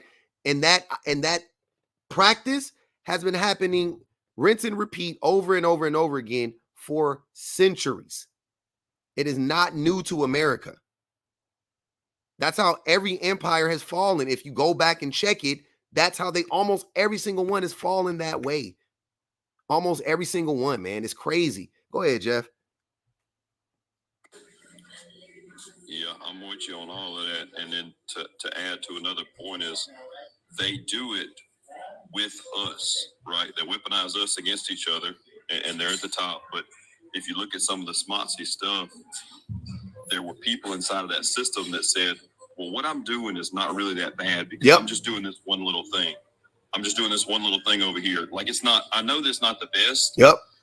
But I'm not actually doing the worst parts. But I gotta work. I can't, what you expect me to do? Not work? Right. So we have to abolish that individually ourselves. Like, I'm not working for that company because I don't like what they stand for. You know, I'm not going to buy from that company because I don't like what they stand for. Same thing with, like you said, a lot of people that were buying Model Ts and stuff like that, that money was going straight to over there for the smartsy effort because Mr. Ford didn't care about the U.S. as much as he cared about that dollar. And so everybody supported what was taking place. You got to have a car. So at the end of the day, we have to break that system down. They're actively, anybody that doesn't acknowledge and try to actively break it down, you're just perpetuating that a little bit further down the line, right? I never forget. There was this dude that I used to talk to. When I used to do this podcast, like years ago, like probably like 6-7 years ago. But he used to talk about how everything. He had this like saying, and I don't want to misquote him because it was a heavy saying. He was pretty crazy in certain ways, but in this way, I rocked with him. But he was just saying like how we all like, because we're consumers, we end up consuming ourselves. Like that was like the best way I could describe what he was saying. And I was like, damn, that's crazy, because everything you buy, you know, if you trace it to its point of origin, it hurts us. Our phones hurt us. These computers hurt us. The jewelry hurts us. The clothes we buy hurts us. Ultimately, now you buy to look for, you know what I'm saying? I got some fresh shit. I got some fly shit, whatever. I got these Jordans on. I got, you know what I'm saying? I got these Dunks on, whatever the case may be. Yo, we buying cheap. And it's crazy. You buying the cheap stuff from, you know, we own it. I didn't want to say it. We own these shops buying this cheap stuff made with cheap materials, with cheap labor, right? We thinking we saving us $1, but we, you know what I'm saying? We hurting ourselves. You really costing yourself money in the end. You think you helping yourself because you buying stuff off of Amazon because it's a little bit cheaper. You know what I mean? Then you look up one day and don't nobody around you got jobs because every place had to close. All the mom and pop spot, they all had to close. The local hardware store had to close because Home Depot came in there, right? And there's a Home Depot every 4 miles. In my city, Home Depot's like liquor stores. Home Depot's like churches in my city. Home Depot's and Lowe's. Same with Walmart. Same with Walmart, same with Target. I'm like, how many Target? Now, there are certain cities, because I'm in LA County. Santa Monica, no Target, no Walmart. Because those businesses, they said absolutely not. Absolutely not. You're not bringing that stuff here. That Fridays, there ain't no Fridays in Santa Monica. No Fridays out there. They got some chain spots. Don't get me wrong, but very few. They keep it to a minimum. You go out there, you want to go hang out somewhere, you going to the bungalow. You going where, you know what I'm saying? Hey, that's original. It's two bungalows In all of California, that's it. It's owned by the same person. That's a private, you know what I mean? That's a local mom and pop shop. Hey, I know they making millions. I know. But that's a privately, you know, a family-owned business right there. That ain't some big corporation. You know what I'm saying? Yeah, I love the people that make millions. I hate the people that make billions. I ain't got no problem with you making $1 million. Yeah, $1 million, good for you. Good for you. Support $1 million. I got you all day on that. Mm-hmm. The billionaires I don't rock with. You got $1 million, I'm all for you making $1 million. Get to it, because nowadays, what's $1 million?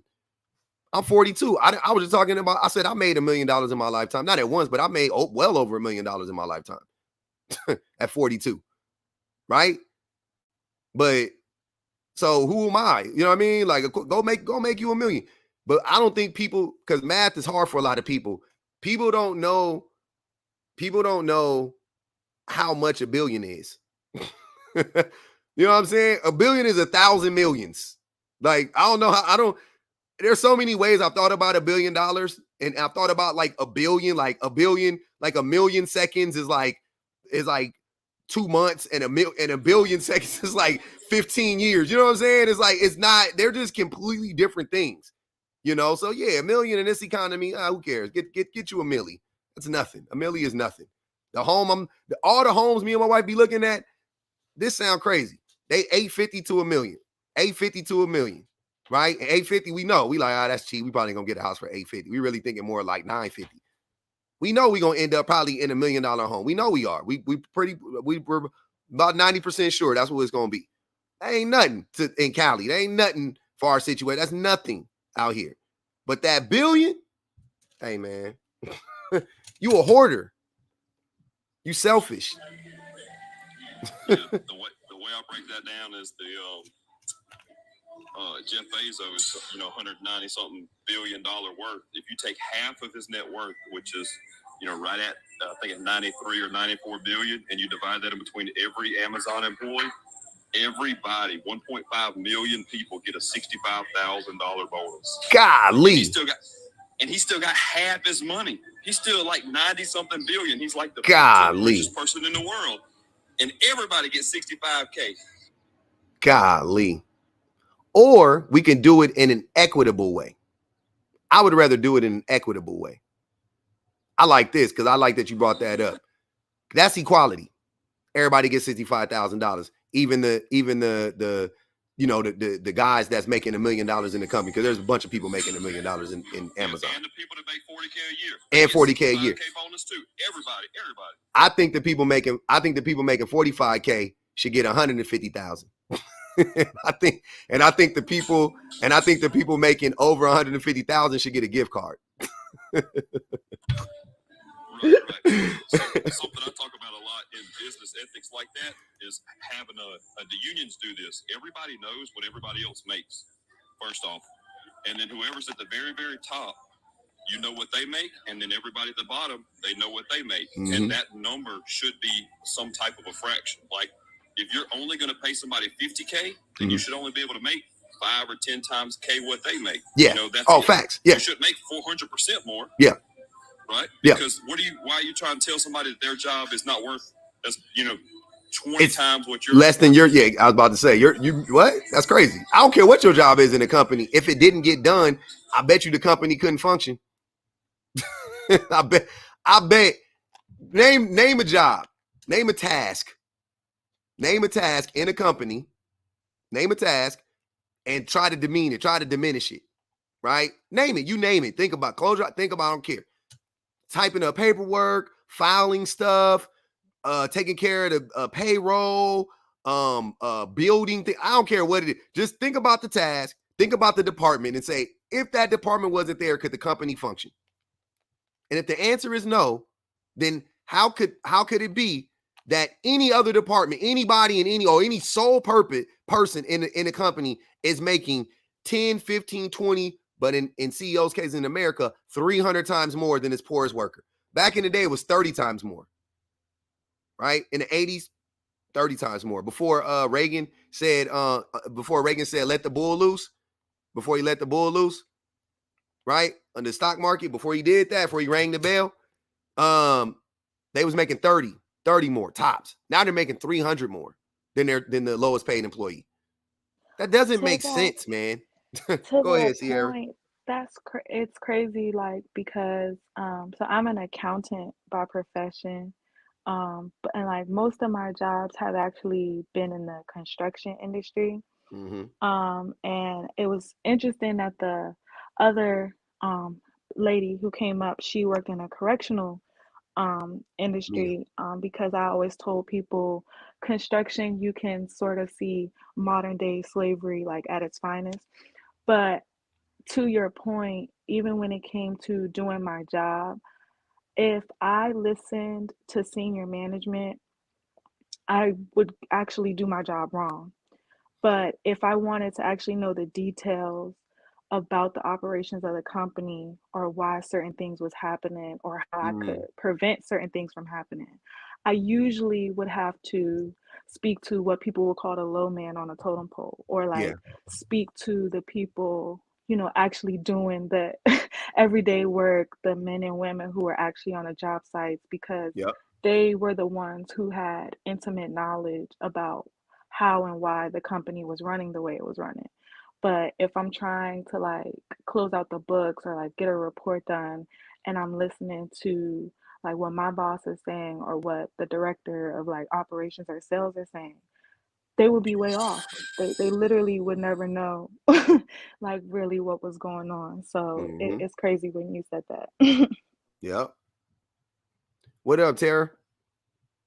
Hey, how y'all doing? So I heard y'all talking. I just wanted to come up here and say one of those random facts that's in my head that I don't even know why I know. I know, but still. So it would take you 11 and a half days to count to 1 million if you count it nonstop. But to count to 1 billion would take 32 years. That's what I was saying. See, it's it's so crazy, dude. That's so crazy. Like, it's I think a lot of times people think 10. That's probably why, I don't know. But no, like, it's 1,000 millions. Yeah, it's 1,000 millions. Not you technically cannot even do it in your lifetime, because you got to sleep, eat, and all that stuff. You can't even count to 1 billion in your lifetime. Yeah. And the fact that people got that much money is crazy. Hundreds of billions. Steve Ballmer, I was talking about this is why I was talking about it yesterday when I was at the barbershop with my barber. We was talking about Steve Ballmer, and I was talking about how Steve Ballmer bought the Clippers with cash. He just had the money like liquid. Like, like when Jay-Z and them and Rihanna and especially like black people, when black people say that they're billionaires, they're talking about like if they sold every single item that they have, everything, sold their wedding ring, sold, you know what I mean? Like Jay-Z cut his locks and sold them. Like they might crack a billion, right? They might crack a billion. It might be worth like 1.1. Okay, cool. Jeff Bezos, Steve Ballmer, when he bought the Clippers, I forget, he bought it for a few billy. Forget what it was, 4 or 5, something like that. He just wrote a check for it. Because he had the money. He didn't have to move the money around, y'all. He didn't have to sell nothing. He didn't have to sell a part of the Dodgers so he can have enough money to buy the Clippers. He literally just was like, oh yeah, I want to buy the Clippers. He won and then wrote them a check. And he's so rich that other billionaires were like, why do you have that much money just at your disposal? Like, that doesn't make sense. But he was like, I got billions of dollars. Like, what are you talking about? That's crazy, because people are like unaliving early because of like working hard to pay bills. Yeah. And these dudes got money just sitting in his account. Billions, multiple billions. He just wrote a check and bought the team. He just bought the team with a check. Like when I read that story, I was floored. I was like, what? Because if you pay attention to like when people buy teams and they make big purchases like that, usually they got to do something beforehand to you know what I mean? They got to do. A lot of people don't know this. A lot of teams, oftentimes the teams are financed. A lot of people don't know that. A lot of teams be financed. You can go look up the story of McCourt, who bought the Dodgers. He was putting parts of the team on credit card. He put it apart on the credit card. I don't know how the hell they let him buy the Dodgers. He was broke. He bought it on credit. He bought it on credit. It was it's the craziest story. And then if you look at how hard it was to get him out, because he was a leech, because he didn't have no money. And it was all a game to get money. That was all it was. He just he was going to get it. He ran the Dodgers into the ground. And then he it was so weird, man, what he did. Like, I remember going through that in LA. I was like, what the hell is going on? But like, these people, like it just goes to show how little we actually understand math. Because for a human being to say it makes sense for a person to have $1 billion blows my mind. I try to tell people all the time, there is no job, there's nothing you can do on this green earth that would justify you making $1 billion, let alone hundreds of billions of dollars. I don't care what you invented. I don't care what you invented. I don't care what company you run. There's nothing rational within rationally speaking that I can think of that would justify you making $1 billion. Nothing. I can't think of it. And there's people with 169 billion, people with 58 billion. I'm like, what? And then but okay, I get them. They got the money. I get why they're holding on to it. Then you go talk to some broke mug that just got hit with 2 overdraft charges last month about it. And they be like, oh, well, they earned it. Oh, see, you got it all wrong. You want to take their money away from them. Huh? A lot of those people think they're going to make it big one day. They think they're going to be a billionaire. They think they're going to be a billionaire. Crypto. They like crypto about to be my next thing. I'm like, I don't think it just worked like that, bro. Like, I think you missed that train. But that's the code. That's a part. That's what that also is a part of the code, because men are so addicted to the idea of having money, because they are so addicted to the idea that if I have money, I'll get girls. At the end of the day, I know this is going to blow somebody's mind right now that's hearing this. Men are so woman-centered and so addicted to the idea of controlling women and having women as playthings.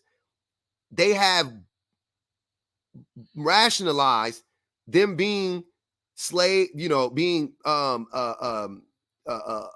capitalism, all in hopes of one day having their own wife slave.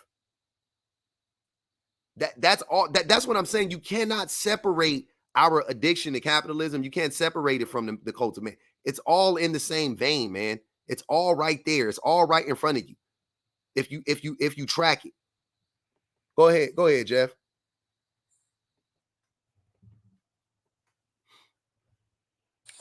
only women know that.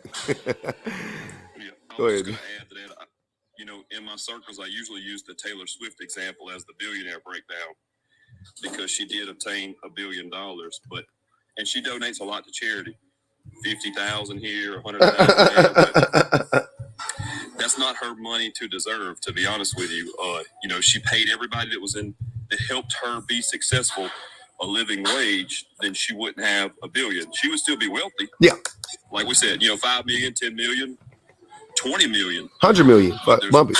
Yeah, there's no reason to get to $1 billion, right? Yeah. Everybody needs to be paid a living wage, and she's just paying the people that set the stage up. She's just paying what the current market is, which is undervalued. Yeah, and that's what we have to correct as a people, right? We have to make sure that we're running things. The people that are in those positions of power, which is the cult of man, we have to try to get more people that understand the equity side of it to pay people in a proper way, so we break down that barrier, right? Facts. But to his point, people, I feel like it's gonna be hard to get there, because people listen to the Donald Trumps of the world, and like the middle class white man who likes Donald Trump thinks that he can pull himself up by his bootstraps and one day be Donald Trump. But Donald Trump doesn't admit to okay, but my bootstraps included my daddy writing me a check, or my bootstraps included me taking advantage of tax laws and or having lawyers, being able to go to Wharton Business School. But so here's my question though to you. If we don't, whoever doesn't think that we can do this, if you don't think that we can do this, what is our solution? What's the end game then? What do we do? If it can't be done, if it's never going to happen, then what do we do? That's a good question. Seriously, because for me, I don't feel like we have a choice but to believe it can be done. Like, what is our alternative? You see what I'm saying? Like, I think that's the thing where I'm coming from. Like, I don't understand, like, because people say that to me all the time. Oh, I don't think that can happen, or I'm not so sure, and da da da da. And I'm like, okay, but then what is the alternative then? Just to get, at this point, you saying give up. I also don't think a lot of people realize it doesn't have to be everyone. I've been saying, like some of the stuff we celebrate, like the Montgomery bus boycott. If you knew how many people was like, "Shit, I'm still taking the bus." I'm sorry, my bad. No, you. They was like, "I'm still taking the bus," and it still was successful. Like everybody's not going to participate. But just like if you had a disease and the doctor said, you got a chance, you still going to try to, even though it may not work, you still going to try that treatment because you know it's a chance. So if it's a chance, so like you don't give up. You don't say you're not going to do anything, but it doesn't have to be everyone at the same time either. So yeah, it doesn't make sense to just be like not do anything. Because like at that point, it's like like giving up is not the answer. I feel like that's all I be trying to understand, because I hear that so often, like, oh, it can't be done, or da da da da, and I'm like, even if I wanted to believe it couldn't be done, even if I wanted to believe that, which I don't want to believe that, because I know for a fact it can be, because like I said earlier, it always wasn't. So if it always wasn't, then that means it can go back to it not being that way, right? But even if I wanted to believe that, I'm like, okay, cool. Now what? Is that just the excuse for me to not care about anything anymore? Like, you know what I mean? Like, because at that point, I'm checking out. I don't know about y'all. I don't know about those people who think that it's, like, where is your mind at once you have accepted that this is the way of the world and it's going to just be like this forever in perpetuity? What do you do moving forward? Do you just shut down? Like, what do you do? Like, that's the thing that I'm a little confused by that, though, because I do get that a lot. I do hear that a lot. And I think, don't get me wrong, I think that it's coming from people who just want to shut the conversation down. They just want to go, it's never going to change. And I'm like, cool story, bro. Like, I don't know. I mean, that's, you're fucking Captain Obvious. What up, Jeff? Yeah, I just want Right when you saying something. Iman's up here. Well, to allude to another live you had, I think as women, I guess we have to be careful with how we answer that question. Because I remember one live where, like, I don't want to like put words in her mouth or anything, but one lady, she basically was like taking the posture of like, this is how men are.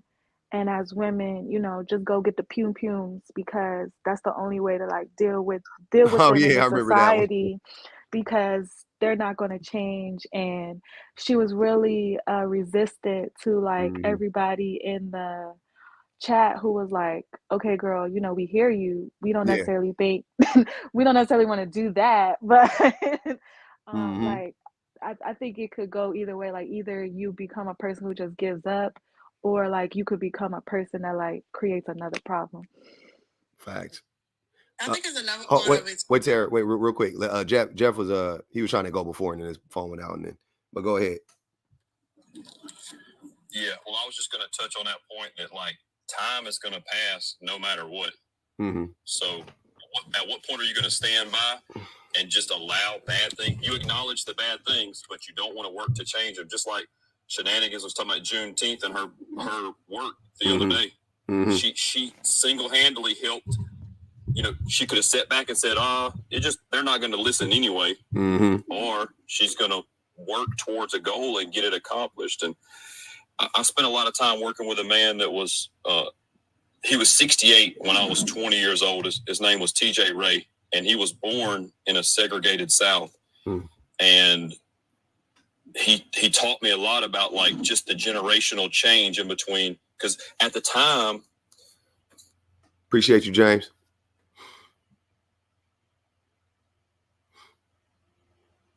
They calling Jeff. He got the hookup. Go ahead. Just Mr. Ray was just telling me about different things that he wasn't allowed to do as a black man in Alabama. He couldn't do these things. And then he sees me interacting and doing things with other people, like his grandson, that he wasn't allowed to do. And it just shows the generational change that happens from people trying to make a difference. And if you don't want to be on the side of change, then that's okay, but don't actively try to break down the people that want the change, right? Yep. Yeah, get out the way. either help or move around. Go ahead, Tara, and then I'm gonna get to Iman over here on the YouTubes. Okay, I was just gonna say, yeah, we need to be appreciative of those who came before us and did the work so that we can benefit from it. And I think another thing people have to consider, like, it's possible, well, not possible, like it's not going to happen in our lifetime, right? But just like somebody took a selfless act and they dedicated to do some type of change that we're benefiting from, we should play our part. That doesn't mean we're going to be able to do it tomorrow, but we can do something to help alleviate the problem for those in the future. Yep, that's facts. That's my whole approach. Like I say that all the time. I think that's where I got like kind of like that revolutionary kind of mindset to a certain extent, where I'm not afraid of stuff. You know what I'm saying? Because I was like, who am I to be like, well, like I'm on some, like, if it got to happen during my lifetime, it got to happen during my lifetime because it was going to happen during somebody's lifetime. You know what I'm saying? And it happened during our ancestors' lifetime too. You know what I mean? And they didn't get a choice. They didn't get to say like, well, I hope it don't happen here. Like they just did it. The funk popped off and you know what I'm saying? And they met it. You know what I mean? So I don't be like wishing it doesn't happen or wishing it does. You know what I mean? Like I just want it to happen. I don't care when it happens. I don't care if it happens tomorrow. I want it to happen sooner than later. But I'm saying, like, I want to be here for it if I got to be here for it. If it's gonna take for the whole world to implode on itself and then so we can rebuild, whatever it is, you know what I'm saying? Like let's just get to it though. You know what I'm saying? Like at some point we got to get to it because I am under the impression that like the clock is ticking. Like I think that's where I'm at with it. You know what I'm saying? So I'm like, hey, I don't know. We got to like something's got to give at some point, but you know, people not really interested in doing anything. Iman, go ahead. Iman, you there? Hold on, let me unmute you. Oh.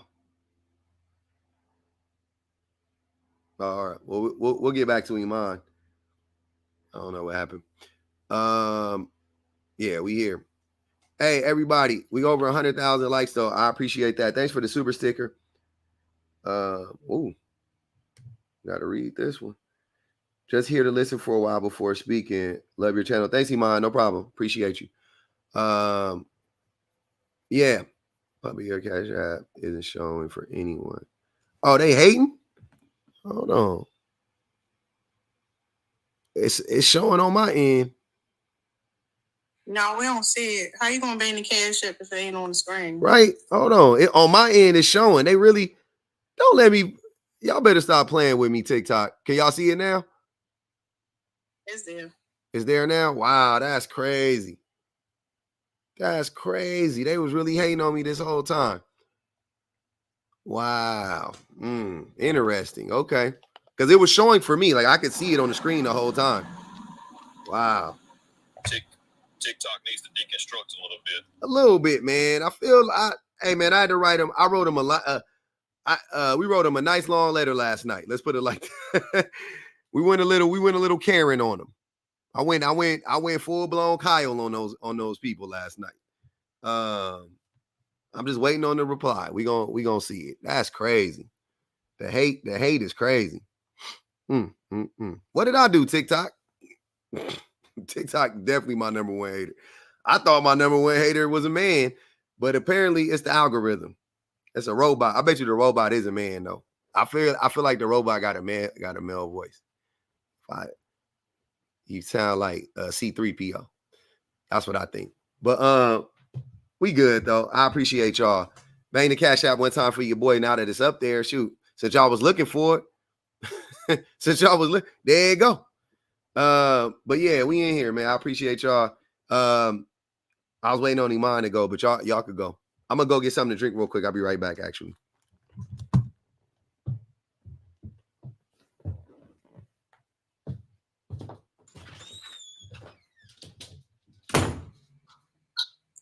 All right, so how y'all doing?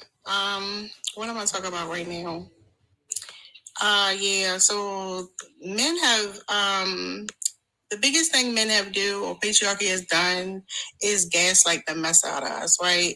They done flipped everything around. So everything that men say that they do, essentially, the stereotypical thing, if you look close enough, it's all stuff that women doing, right? Women been protecting, providing for families and children since the beginning of time. Men claim they build stuff. Women build stuff too. Like, y'all gotta look this stuff up. Men, I need y'all to stop appropriating our culture. I feel offended that y'all appropriating our culture. It's insensitive. We need to make a hashtag, go viral about that. We're not going to tolerate that anymore. It's not cool, right?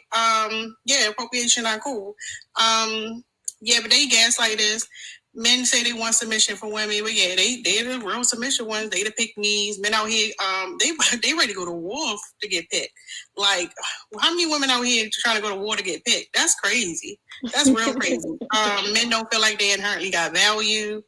We see that all the time. That's why they think they got to earn all this money. Cause like, y'all need to work on yourselves. Like, you can't be broke with value. I got value if I'm broke. Apparently, that's what he's been telling me since I was younger. Like, you know, once you have babies, then you got value. That's crazy.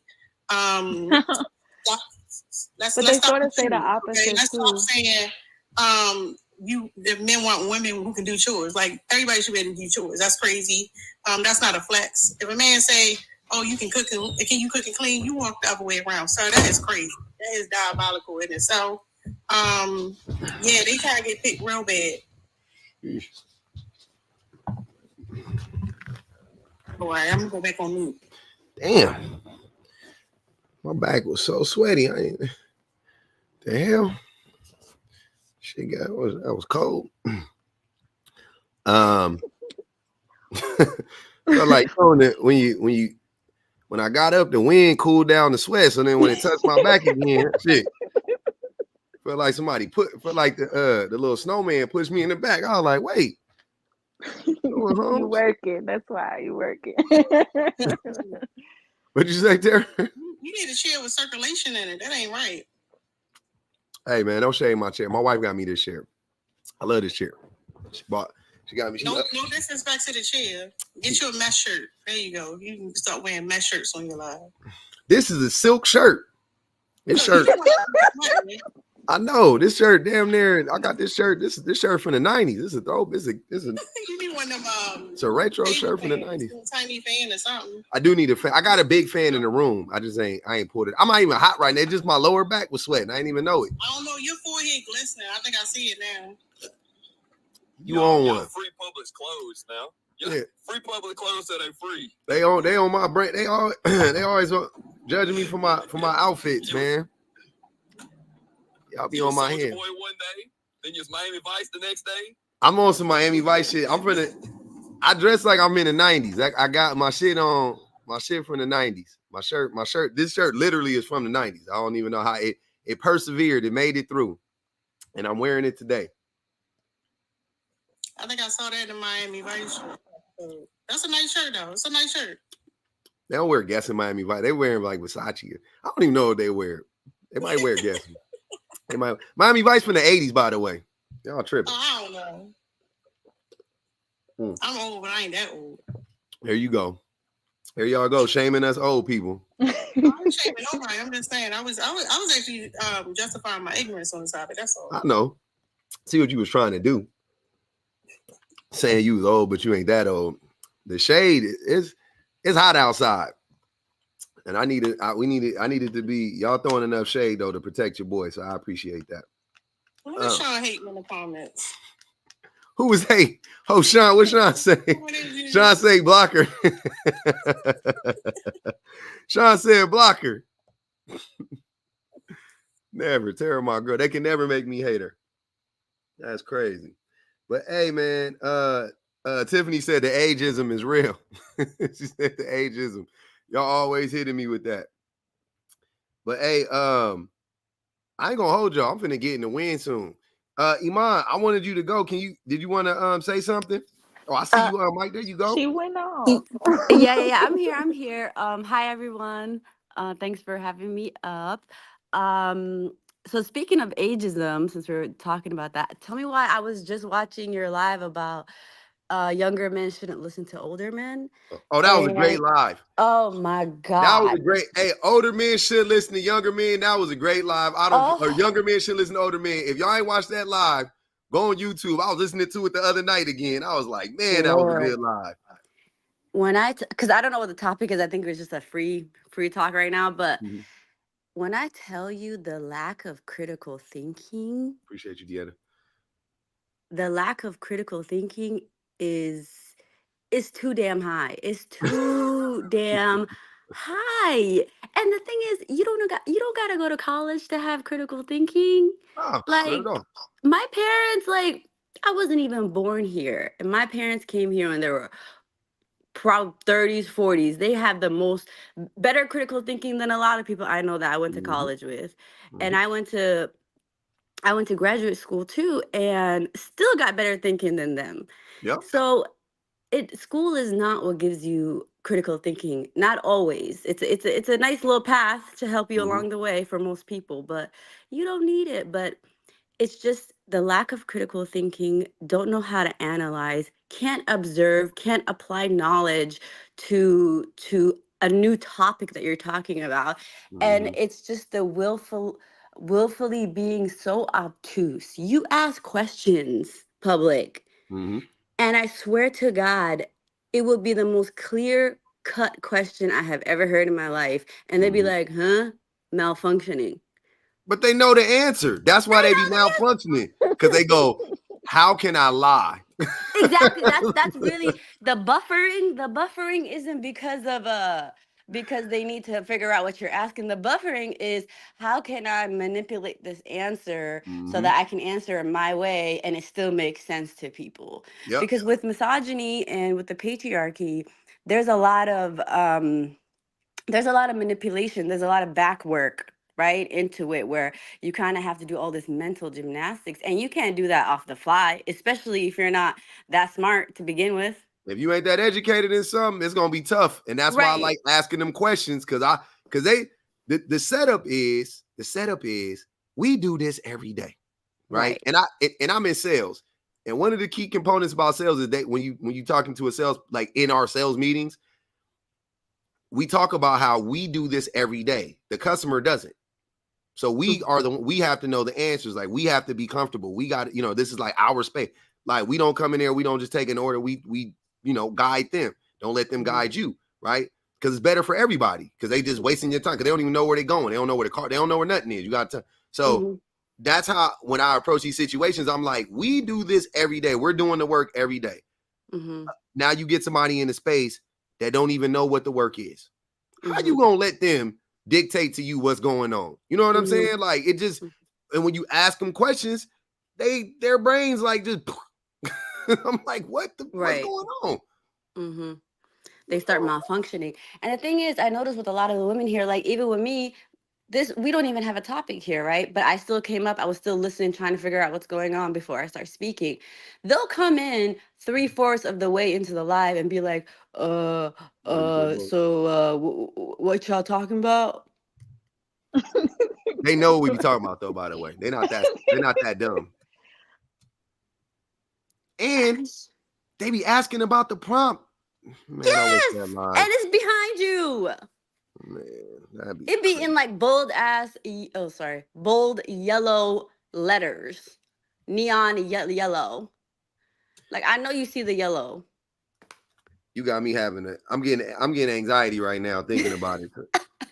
It's easier for me to do it when I'm in the moment, but like thinking about it right now and I'm not there, I'm getting frustrated. I don't know why that is. When I'm in it, I'm kind of frustrated sometimes, but not really. But right now I'm getting frustrated. Because last night, oh yeah. Sorry. I was just gonna say, like, I can see your frustration and you really have a lot of patience because they will steer the conversation to somewhere other than the topic and you will actually entertain it. Like you'll be like entertaining whatever like thing that they're trying to bring up, and they're still not getting it. They're still not coming back to the prompt. They're still not like trying to talk about the topic, trying to understand it. It's just such a refusal of understanding. It's mind-boggling. And it's really kind of it's concerning, to be honest. It really no, it is. Look, I know what it is. I know I finally I clocked it, right? It took a while, it took a lot of years, and it took a lot. I see what women be talking about. Like, I ain't gonna even hold you. Like, I really do. Like, I really see it. I was like, man. And I think that it's hard for a lot of men to understand my position, because they are like, because I've heard men be like, ain't you a man? And I'm like, yeah, I'm a man. But brother, what, like, try being me for a day. And then I bet you, like, do what I'm doing and do it for like 2 or 3 lives. Just, you ain't gotta do it for a whole day. Just do it for like 2 or 3 lives.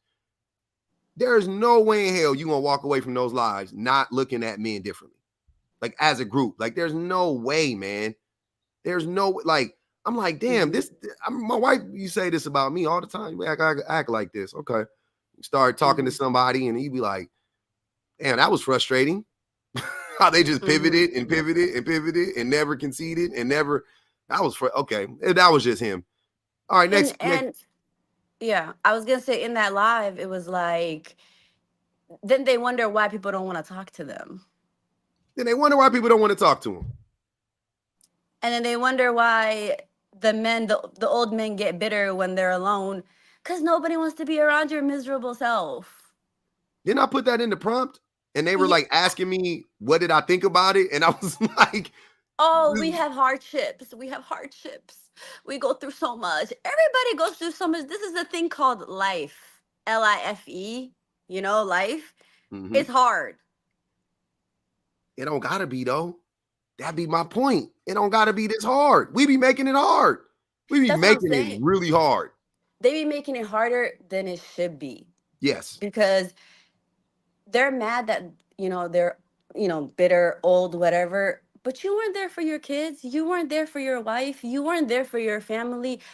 And then they get older and realize it. And now they don't want to be around you. And now you're mad.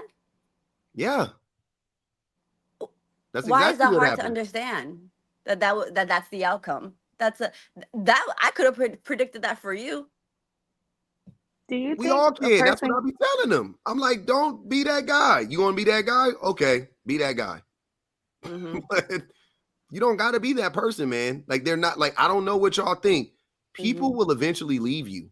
No doubt about it. They will eventually walk away from you if you're toxic enough. Especially this generation. Generation Z. Yeah. They don't play. They do not play. I'm a millennial and we don't even play, but they really don't play. You mess with them, you do them wrong 1 or 2 times, they're like, oh, I see you, and they'll never turn back. Oh, for those of y'all, I feel like I gotta tell the story every now and again. I don't talk to my dad. That man, I was just talking to my son about it the other day. I'll tell him about it today. Matter of fact, a video, something in his video came up, and he was watching like a YouTube thing, and it was like, it was just like a cartoon. He was like, I punish fathers when they abandon their sons. It was like in a random cartoon. That was a line. I was like, yeah, definitely, like something. And I made some comment about like abandon. I was like, yeah, you never abandon your kids or something like that. And then my son was like, of course not, or and then I was like, well, I was abandoned. And then he was like, no, you weren't. And I was like, I was abandoned. And then he was like, really? And I said, yeah. And I asked him, I said, do you see my father here now? And then he was like, no. And I was like, have you ever met my dad? He was like, no. And I was like, that's because I was abandoned. And then he was like, oh. He was like, oh, it like clear. He was like, oh wow. I was like, yeah. And then I asked him just to, because he's 8 years old. And I was like, you know what abandon means, right? And he was like, yeah. And I was like, okay, I need to tell me what it was. And I was like, okay. I think what it really comes from is men have had, since the beginning of time, the ability to do people and things wrong and still get what they want. at the end. They don't. Mhm. The consequences have been very minimal to none from their bad behavior. So now they're mad that there's consequences, and it's like things have changed. And sorry, You wasn't in the live earlier. I was in a live earlier, and this dude said his father used to tell him only women and children are loved something like that. But unconditionally. Yeah, unconditionally. it wasn't even that though. It was like they don't get judged or something like that, or they only women and children can make mistakes. That's what he said. And I was like, huh? Oh wow. I was like, what? Crazy. Right. Crazy. There's not a group of people that can make more mistakes and be forgiven more than men. Not be held accountable. Not necessarily not be be forgiven, held, but not be held accountable. Held accountable, yeah. Mm-hmm. Till this day. Like I said earlier, it'd be the opposite of the truth. It'd be the opposite of the, like, it don't even be like, that's okay. There's some, it's literally like the opposite of the truth. It's a 180. Like, man. And sorry, one more thing I was gonna say. I have to say, the same live, what you were trying to get across was coming to a common understanding of what our reality is. Like y'all were talking about some stop sign, and some guy was talking about, yeah, my son, he ran a stop sign, and the cops saw him, and he didn't get pulled over, so he thinks he can run stop sign. That's his reality. What? That was a tough one. I should clip that part up because that was so dumb. Oh my God. I almost had an aneurysm. Popped right in my artery. Man, yeah. We need the ops in here now. Now y'all got, I was liking the little chill live. Now I need the ops. I ain't gonna hold you. That was crazy. I came up here to be messy, public. Go ahead. I don't know if it's too early in the afternoon on a Saturday morning to be messy. 2:21. If you would like a good kiki, a hypocritical kiki, Tara, Jeff, public, everybody else, if you have not yet to see what I posted in the Discord, please take a gander in the Discord for a quick hypocritical red pill kiki. Can you give us the cliff notes? Because I can't look at it right now. What is it? It's a certain red pill man's woman. A red pill man who's always talking about how women look and how they back big and titties be sagging to the floor. I already know where this going. Yeah. It's Mr. Daniels? Go take a gander at his woman, and I found her. And yeah. Is she wide as all outside? Oh yeah. Yeah. And titties hanging all the way to the floor. I ain't gonna body shame that woman because she don't deserve it. I'm not saying you are. I'm saying I'm not finna do it. Age, you know, she's a woman who looks her age, and I'm proud of her. But you know, your man, she was sitting right next to him while he was talking crap, and you can't be, you know, you gotta tell him to calm down because now you on the internet catching random strays. Hold on, wait, you said something there though. I can't. Yeah, shit. You should have said something. You see something, say something. You ain't supposed to just be sitting back letting your man wild out like that. But they be doing that, like that one guy who was talking about, I take care of my woman, I have businesses, I have this, I had that. Meanwhile, she was the one that was running everything. Hey, hold on. Have y'all seen Game Bread on the internet since he was on my live? Because I haven't. I've been looking for him. I be watching your lives, public. I be having the quotes. He's clocking it right now, Iman. Hold on. Did y'all see? Have you guys? Oh, you seen him once? I haven't seen him. I've been looking for him. I haven't seen it. I should have tagged him in the video. He got you blocked. He do? I don't know. Oh, I was like, nah, ain't no way that man got me blocked. Ain't no way. His poor wife, who was so nice, was catching strays because of him. And she was still trying to call him out, but she was still catching strays. Because she was like, but he's a good man. He's a good man. She kind of deserved some of them was direct hits, and they was she kind of deserved some of them. That's all I'm gonna say. She deserves some of them hits, but yeah, she was catching a lot of strays early. I was like, damn, this shit crazy. But yeah, when she got up there, she started, he's a good guy. And I'm sitting there like, do you hear what he's saying? No, I don't know if a good guy would say this type of stuff. A good man will not make you look so, what's the word I'm looking for? Not so smart. Useless?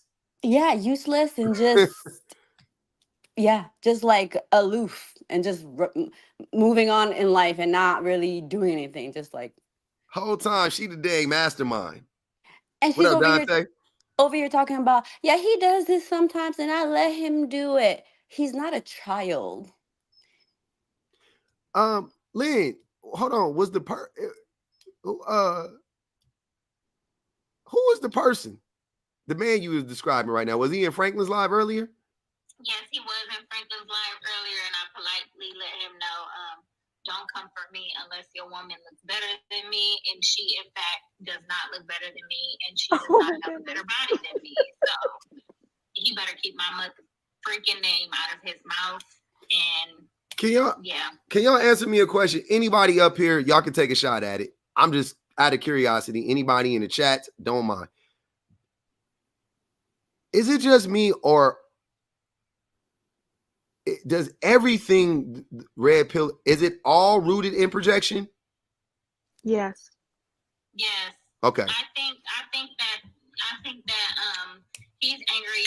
These men are angry because they get the women that they deserve, that they talk about on the internet, bragging and talking about, oh, I wouldn't date this, I wouldn't date that, like, and this is the type of woman I got and I want, and this and that. You got the woman you deserve, and now you mad. You mad at the other women on TikTok. And you want to take it out on us because you ended up with the pick me that you didn't want in the first place. Choose better? So now you mad. Yeah, they need to choose better.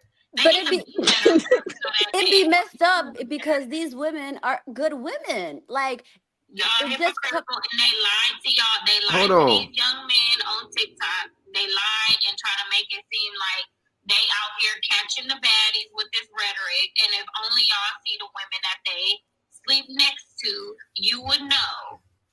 This is how I be feeling. And you say stay good women. I get judged a lot of times for my wife, which is weird. But like as a human being, like as a person, I would put my wife up against anybody, right? Like ethics or whatever. I put her ethics up against anybody's on the planet. Don't care. She never lied to me. She never mistreated me. She never done, nothing. Don't mean she perfect, but she ain't never did nothing to hurt me. You know what I'm saying? She's yelled at me. Probably sometimes she probably hurt my feelings, whatever. But she ain't never done, you know what I mean? Like she ain't never like intentionally tried to hurt me or deceive me or anything like that. And I've never seen her do that to anybody else, right? Just for an example. And I've always thought it was odd that you don't judge the character of the person that somebody is. Like, I think it's odd when you don't judge the character of the person that an individual is with. You know what I'm saying? I think that's odd. Like, to me, there's no way Melania Trump could be a good person. Mm-hmm. There's no way. It's impossible. She might not be as bad as Trump, don't get me wrong. But you let that man run amok for 30 years. Probably worse. You know what I'm saying? Maybe worse, but for 25, 30, there's no way. You are like, I'm definitely going to judge you based on the character of the person you're with. I don't care what they physically look like. Couldn't care less. The only time I'm going to bring that up is like Lynn is saying, if you coming after my wife or me or whatever for my looks or something like that. You know what I'm saying? Now you bring looks into play. Now it's like, bro, just keep it a bean, bro. Like Lynn saying, y'all just mad because you can't find a functioning adult, a functioning physically attractive woman, because what functioning physically attractive woman would be with you? Because every option is better than you. Yeah, and she's just as red pill, just as pick me as him. That's what I'm. So he ended up with the woman that he. Exactly. That's what I was getting at. That's all I'm gonna leave it at. I ain't gonna go too in on that lady, but he ended up with the woman he deserved. I hope they live happily ever after. And ma'am, I don't. Really hope they live in misery. I think they are miserable. When you hate other people that much, you gotta be a miserable human being. I So hope why that. he on the internet talking about other women and their bodies and all this kind of stuff, and you just sitting there kikiing with him like that's cute? I'll be tired. I am my man in disgust. We in the car, we at breakfast, and you on TikTok live while me and you is at breakfast. Like that's just wild to me. And you ain't even on your life because you ain't making no monies. Because if he was making money. Mm-hmm. Like then, baby, we sitting here, we eating breakfast together. What you need me to do to generate some more? You need me to get on my fake in the comments so we can generate some more money to pay for this breakfast, so you can pay for my nails.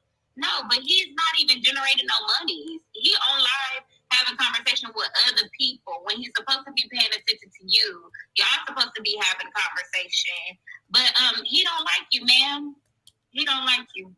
Damn. I think what I was talking about was, I think probably you had talked about a live where you were like, yeah, most men don't have to pick better because most times any woman that they pick is probably a decent person. Definitely better right? than them. Or at least better than them, yeah. Definitely better than them. Right. And so when they're complaining about all these like red pill stuff, whatever, it's really comes down to attractiveness, Physical attractiveness. smex, and really access to women. That's their real issue, access to attractive women, because the women in their lives are just as good, if not better. Yep. I recant my statement. They are actually on vacation together, and he is on TikTok live with other people. Hey, he hates you that much that he on vacation on TikTok live with other people. I gotta tell y'all something. That's funny because last night, because I'm going on vacation in 2 weeks, right? I got 2 vacations in July, but I'm going on vacation. My first one I'm going on in 2 weeks, and I was talking to my wife, and I said, because it's for like 4 days. I was like, so am I going live or? And she was like, you can go live one day, and I was like, okay, which means I'm probably not gonna go live because I don't really care. I just was wondering if I should go live. I was kind of like floating it by her, and she was like, you can go live one day, and I was like, okay, like we on vacation, fool. Like, what are you doing? But you know what I'm saying. Like, I actually, I make money on my page or whatever. Like, I couldn't imagine being on vacation and yapping for free. Also, actually, public shout out to your wife. What happened? Oh, sorry. I was saying, actually, I want to take back my yes, because I feel like the word projection implies like it's like what they're actually experiencing in real life. To me, it's, I don't want to use the word fantasy, but there's this element of like not real life, because they're very like extremists. So like on the one hand, if a woman has children but she's not married, they want to paint that image of a woman as like the norm. Not even norm, but like she's like this detriment to society. Oh yeah. But like their 666 equivalent is like this IG baddie with submissive. Like, yeah, with like a church girl mentality. And it's like usually the IG baddie is not the woman that's like even gonna listen to them spew their nonsense. Why would she? Yeah, so I can't fully say it's projection. Some of it is just like this made up thing in their head, and I don't know where it's coming from, because then the ones who are partnered, their partner is usually some percentage of the woman that they're speaking against. Yeah, it's awkward. I will say this. The reason why I say it's projection is because he can't stand overweight women. He talks badly about he's always trying to shame overweight women. Lo and behold, come to find out, he has an overweight woman as his girl. That's why it's projection. That's why it's projection. He is living that life. It's his life. He was talking about himself this whole time. Come to find out, he was talking about himself. That's all I be saying. That's all I'm saying. Always like, talking about themselves. They're not in touch with reality. It's only their reality. Yeah, their perception. It's just really crazy. How many times, and here's what I'm saying, y'all. Here's how it's projection. They tell me they've been trying to get me on this since I started on this app having these conversations. Oh, the reason why you don't like men is because you weren't raised with a father. And I tell them, first of all, I do like men. No diddy. I love men. That's why I'm doing what I do. You think I'm doing this because of my contempt for men? No, it's the opposite. Because I care about men, right? I have sons. I have 2 men. I'm raising 2 sons. What are y'all talking about? Who? Why? Why would I? It doesn't make any sense. I'm a man. My brother's a man. I love men. Like, men is my, you know what I'm saying? Like, I love because I love humans. It ain't about loving men or women. I love humans, right? So, but they try to put that jacket on me all the time because they project. So they think the only reason why I feel the way that I feel is because I'm projecting. That's another form of projection. You see what I'm saying? They think the only reason I feel the way that I feel must be because I'm projecting. Why do they think I'm projecting? Because they're projecting. So they're like, everybody must project because I'm projecting. It's psychotic. It's sick. I don't get it. I'm like, how many times are y'all spots going to get blown up? How many times are y'all going to get exposed to be hypocrites while pointing the finger and calling everybody else a hypocrite? Everybody else is a hypocrite. Come to find out. Critically, if they don't have common sense, are they what? Beyond, like, do you think a person can think critically if they don't have common sense? Like, even if we don't entertain a conversation about higher education, like, I kind of don't believe in the concept of common sense, but I know what you mean. I just, because what's common to you and I isn't common to them. So, and it's regional and it's age and it's blah, blah, blah, blah. It's the projection inception Olympics. For 100%. That was a great way to put it. Yes, you can have critical thinking without having common sense, though, because common sense is like a collective social understanding. That's what it's really, that's what it's really saying. Like an objective truth, right? Objectively speaking, yada, yada, yada, yada. That's common sense. Critical thinking is, here's some information. How do I critique this information? How do I vet this information and find out if this information is actually viable or not, if it's actually accurate? That's more what critical thinking is rooted in, right? So yeah, you cannot have common sense and think critically. You know what I'm saying? And there's other, you know what I mean? It's kind of, critical thinking is kind of like intelligence in a way. Like, there's different forms of intelligence. It's not just like one form of intelligence. It doesn't only show up one way. There's spatial awareness. That's a form of intelligence. You got people, people who are have just like an inclination for building things or whatever. You know what I mean? Like, there's just all different types of intelligence. Like, I don't know. And I feel like kind of like that's how critical thinking shows up. But I was talking to somebody, they were saying like in combat, you have to think critically in combat. You know what I'm saying? Like, that's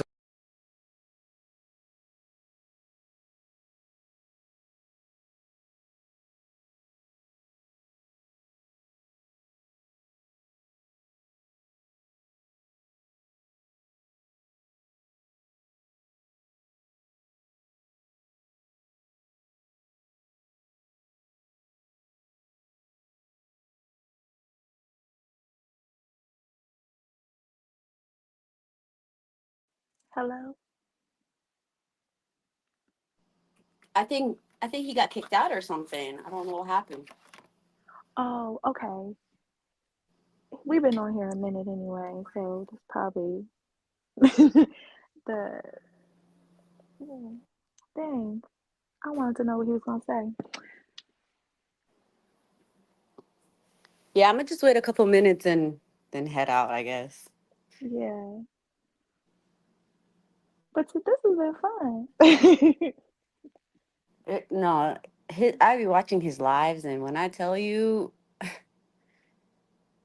No, he's good. He's very refreshing to hear because the red pillars definitely had me concerned that they were the only voice on YouTube, and yeah, Now, I'm I was, concerned we're about to go into like a handmaiden tale world because these men are just so angry, you know? And angry men, entitled and angry and frustrated men are scary men, right? oh, they're very scary. Well, I guess my hope is because Handmaid's Tale is out there and we sort of got like a fictional blueprint. I hope we're able to prevent it. You would think, but if enough Yeah. people think a certain way, I mean, the same way that we had Trump, right? Well, yeah. Now he might come into office again, and we already saw what happened. So, No, that's real. That's real. right? So like past experience is supposed to influence future decisions if you're smart about it. Well, and it also doesn't help that some women help men who think like that. Because even whoever Mm, the red pill man that everybody was talking about, it's like that man shouldn't have a wife, or, you know, mm. I feel like as women, if we're speaking out against men who say and think like that, to try to justify what he's saying and doing and saying, oh, but he's still a good man. It's like this is when we get to the point public always brings up like, oh, so many women have experienced SA or abuse or just mistreatment from men, but somehow every man in his group of friends, they're all good men. Like it's that there is a part like we as women, like we really gotta become very black and white about the conversation. I don't know. I don't really blame them too much because I think it's a lot of internalized misogyny because it's the same thing with people with black people who will be like, "Oh, racism doesn't exist. I never experienced it." Blah blah blah blah blah. Okay, and Yeah, I was listening to a live. He said that to like Mhm. somebody because he tried to. The man was trying to argue against the word most. Like he was like, "Oh, you shouldn't say most to anything." So he brought up the point about the police, and so the guy was like, "Oh, well, I haven't had sort of like the Lil Wayne story because I feel like Lil Mhm. Wayne has said things like he talked about like the one officer that he had a run in with in Louisiana, like, and so." That makes him not look at officers bad, but we just think Black Lives Matter happened because people were bored. Like, I don't But once know. again, that's a lack of critical thinking because if you were truly analyzing a situation, right, you could take one example and be like, okay, I see that that happened, but let me see, let me observe these other examples, the majority of the examples. Oh, actually, you Yeah. know what? This thing still exists, even though this is an exception, right? Yeah, no, I'm 100% with you, but like But the guy who was trying to argue about Congress being 50-50, it's like he said the quiet part out loud when he mm-hmm. said, like you could give me the facts, I'm still not going to accept it. It's like, Oh oh, well, yeah. what is that? Like Yeah, but like I think you had said to them, okay, so what if I gave you information that was to the 100% true contrary, yeah. and was contrary to what you said? What would you think about that? It wouldn't make a difference. So what we Hey, here for? hey, do y'all Yeah. know that dude? I never told y'all because I don't be talking, and I don't be checking my like those like the Who like is the messages that aren't from people. that? Do y'all know that dude DM me and said that he was wrong about that? Wow. Wow. So Good. now it's At an least ego thing because now it's I couldn't concede the point on live. Now it's an ego thing. That's the cult of man large at work because he couldn't admit it in front of everybody, but he'll slide you on the DL and be like, "Hey man, my bad." He hey, said he tried to, are you the blue collar guy? yeah, I remember that live, man. That was a yeah. crazy live. That's Jeff. Nah, he hit me in the DMs. He said that, and I was like, what? I was like, why didn't you just? But we could have just, you know what, man? Never mind. Y'all got it, bro. Y'all got it, bro. Like I don't know what what do y'all want, man? How do you want me to give you the information? That's what I'm trying to figure out. Because they be saying they want me to change up. They like, oh, you're too mean. You don't validate. You don't. I'm like, all right. I'm talking to a dude yesterday. Y'all correct me if I'm wrong. It might have been yesterday. It was either yesterday or the day before.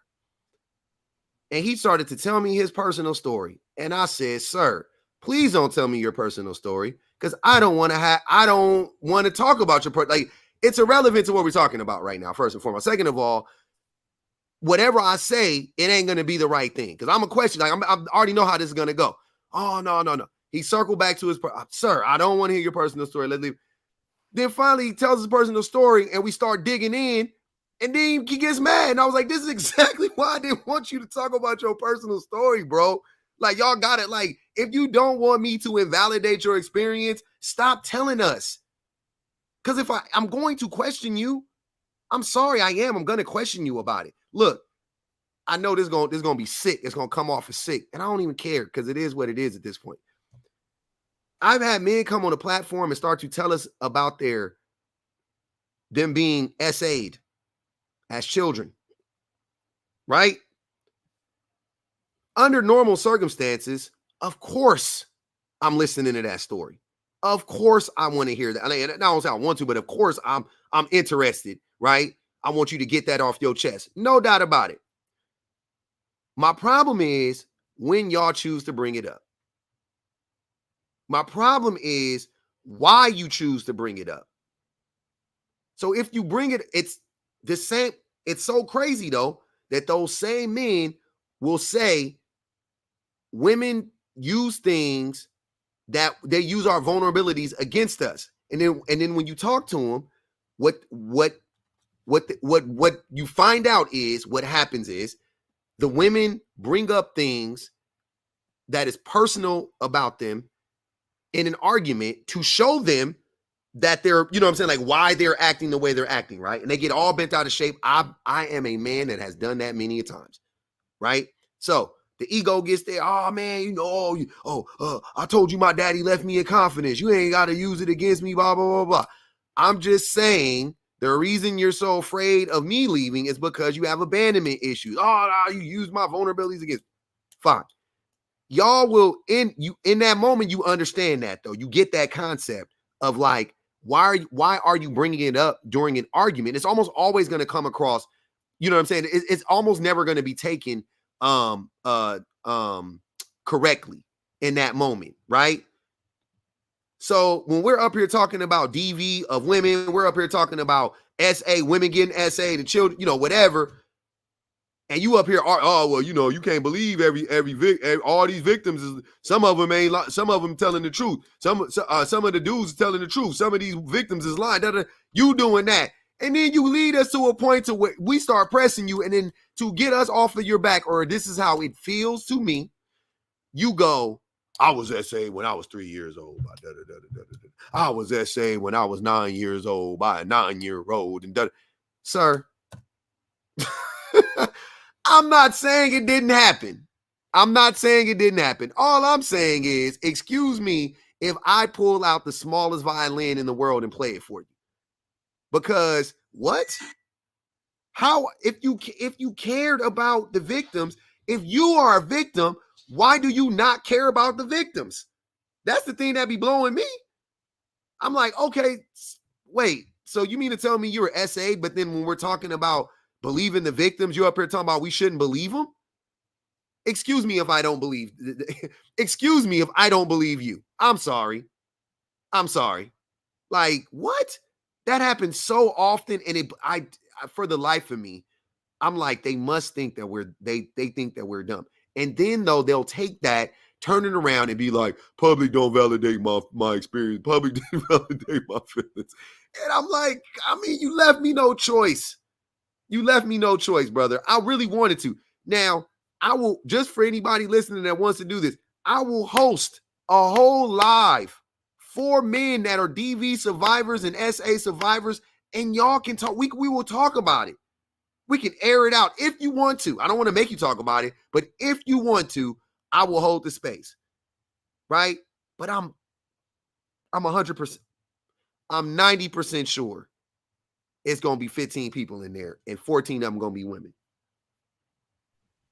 But public, I feel like people, women have been dealing with this for a long time when men won't bring up issues that they have with them or with life or whatever. But when she wants to bring up something that she's concerned about, oh, all of a sudden this happened to him too. All of a sudden But you what did about something. me?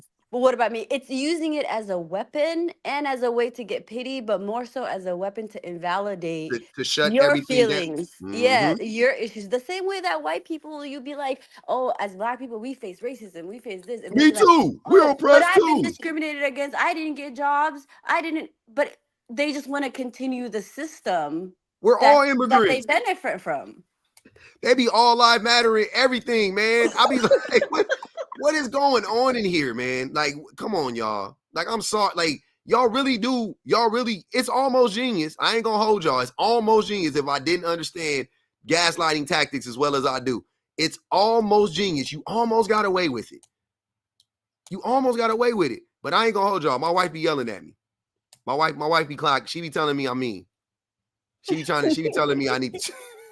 I'm not going. My wife be telling me I need to take a different approach, and I'm gonna take a different approch. Now, What up, shout out to Virtue? your wife. I want to be your wife when I grow up. You want to grow up to be a she's a good lady. She's a good lady. Y'all should. She's a good person. Hey man, hold on real quick. 133,000 likes. I love it. Let me we got 200. You know, it is what it is, man. They suppressing your boy. It's all good, but we cracking on the YouTubes. I appreciate everybody rocking out with us on the YouTubes. Appreciate everybody in the chat. The ops ain't coming, and I am hopeful. Who is hopeful? Oh yeah, I was gonna say 2 people said they wanted to come. I didn't know. Oh, I ain't even No. see. I just seen one. Okay, there we go. We got everybody. We got a full house now. We got 4 people over here on the YouTubes. Go ahead. Who was it? Demia? Go ahead, Demia, and then go ahead, hopeful. Hello, can you hear me? Yes, ma'am. Hey, public and everybody. I just wanted to let you know, public, that I found you like 2 to 3, 2.5, maybe 2.5, 2 to 3 months ago. Mhm. And do I tell you that you blew my head back with how intelligent you are and the things that you talk about? And I just wanted to get up here and let you know that I watch you. Um, I almost every time that you go live, because I love your topics that you expound on. You keep me very entertained while I'm at work because I drive. Are you Uh, not entertained? very entertained. Very. Yes, I drive for work every day, and when I'm going on my routes delivering my automobile parts, I listen to you. And also I had just quit dating this guy because I've been by myself for 8 years, and then I just tried to date. But after a little bit shy of 60 days, I realized how uh extra and crazy he was. So we ended, but I would play your lives when I would allow him to come over. Mhm. And when he jumped up one day and was like, "I don't like him." And I was like, "Why not?" And he was like, I feel like I just don't like the stuff that he be saying. He seemed like he always man bashing." I was like, "Oh, okay. Yeah, nah. It's a done daughter for you because you not processing that right." So That's needless crazy. to say, we ended up breaking up, not only because of that, but Yeah. just because I seen a lot of things, him not being able to control his anger. I feel like he hates women. Mhm. He had a very bad relationship with his mother, but Mhm. needless to say, me listening to you, which a lot of the things that you say are things that I already think and feel. So when I Yeah. found you, it was like, oh, okay, I found a man that actually, shares a lot of my same sentiments. And it was just Mhm. a breath of fresh air. So that's all I wanted to say. I just want to let you know I am one of your loyal, faithful YouTube Appreciate you. subscribers. And I want to join a Discord. I need to figure out how. And I was also trying to tell you to do a Patreon. I feel like you should still go live, but go Mhm. live on YouTube because I feel like TikTok is too restricting and too extra. And I'm not Mhm. trying to tell you what to do. I'm just giving you some. No, I feel some it. Yeah, I be saying, hey man, Mhm. that's how I found StreamYard. I was talking online about doing it, and somebody was like, "You should try StreamYard," and I was like, "Okay." And I tried, and I was like, "Damn, I love StreamYard." I should have been Ye- using this. So yeah, Yeah, I appreciate because it. you know what? A lot of times I can't hear your callers a lot of the times, and I don't Mhm. know like what you're using. I got it. But I feel I like don't with want to say it's. StreamYard. I'm not Uh-huh. gonna say it's ghetto, but it's ghetto. That's all I'm gonna say. I ain't gonna say Oh, it's ghetto, but it's ghetto. The I setup feel is like wild. when you do it on YouTube, you should use StreamYard because everybody can come use Mhm. that link and they can sound loud and clear. Yep. Um, but and I don't have I don't have TikTok. I can't really stand TikTok. I only have Instagram and YouTube. I don't have Facebook or anything like that. Um, Okay. but soon as I found you on YouTube, Mhm. and if you hit that like button, I said, I wish I could like this damn thing 50, 11 times. 50-11. Hey, we're gonna keep it 50, coming though. It's gonna be fun. We're gonna try to get some ops in here one of these days. They've been in here a lot, but today I got my main account banned, so y'all know we on the backup, and they don't push me. A part of me want to end the live and start over again on TikTok and then see if I could. I don't know. I might have to do that actually. I might actually restart the live. I think that seems like a good idea for me right now if I'm gonna continue to go live. I was gonna go somewhere. Yeah, I'm gonna push through.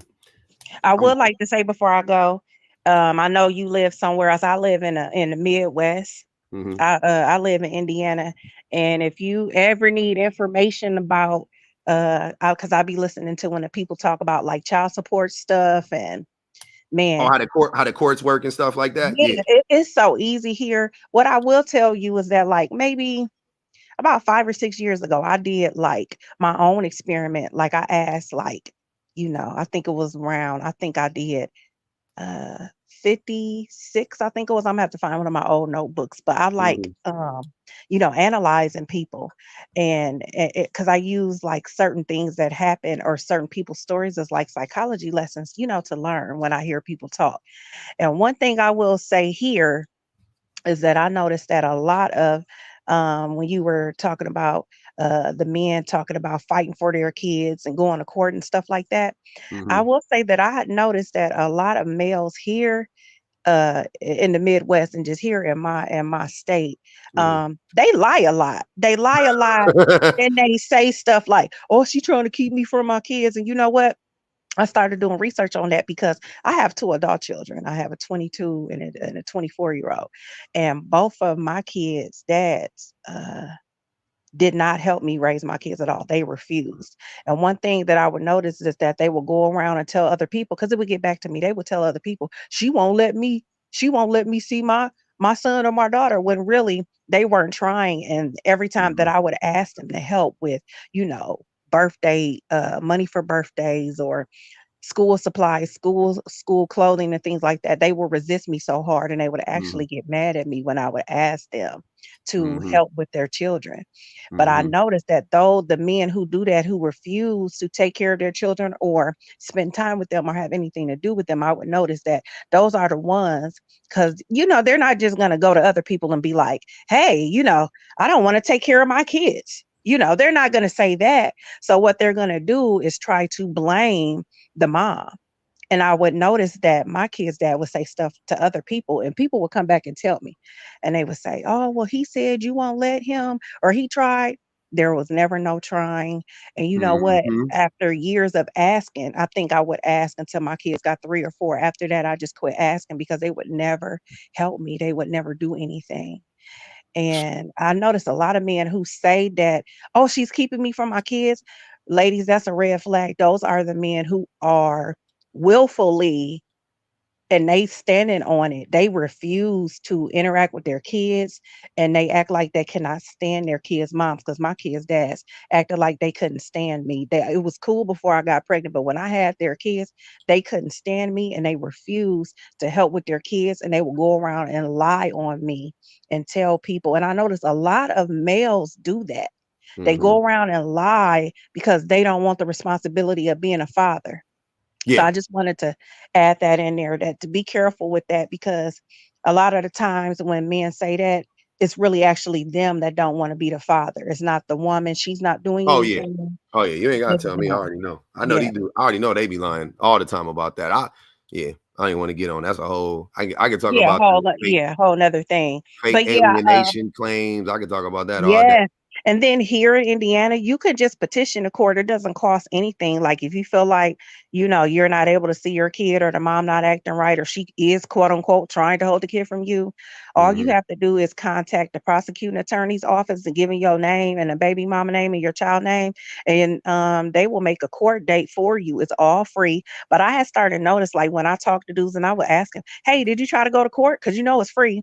She won't Mhm. let me see it, and then it turn into, oh well, no, I ain't even try, because they ain't gonna give them to me. Yeah. They How do start you buying know? into the You lie. didn't even try. It's free. And then when I would say that it's free, because they would be like, oh, I don't have money to get a lawyer, and it's like, well, here, you don't need no money to get a lawyer. You can just request to petition a court, and they will give you a court date, and you will be able to go and talk to a judge about that and set up parenting and visitation. Yeah. Quiet. It's so quiet when I say that, and you can hear a mouse piss on cotton. They so damn quiet because they in their mind trying to figure out a way they can argue back with me, but you can't argue back, because the fact remains is that you just simply didn't try, and you don't want the responsibility. You That's didn't right. even try. Yep. Hey, who is this? Demia? This is Demia, right? I Yep, can't I'm see. the man. I can't see y'all names right now. Oh, there it goes. Okay, cool. Hey, Demia, I appreciate you coming up. I'm just so everybody knows, I'm gonna stay on YouTube. I'm gonna restart the live on TikTok real quick. I don't need to restart it on YouTube. I'm gonna change the prompt, by the way, because I did change the prompt on YouTube. Okay, how can we get the Discord link though? I'm still trying to figure that out. Oh, that's in my bio on YouTube. It is? Hmm? Okay, I'm gonna have to go look. Yeah, Okay. click the what's it called? The LinkedIn link tree or whatever. Click the link tree, and it's in there. You just got to copy and paste it, and then put Okay, it. I surely Yep. will. Thanks, Cool. public. Thanks, All right. everybody. I'll be All right. watching. Okay. We'll see you in the Discord. All right, real quick. Hey y'all, yeah, y'all heard what it is. I gotta do it. I gotta do this, and I'll be bite. I'll be right back.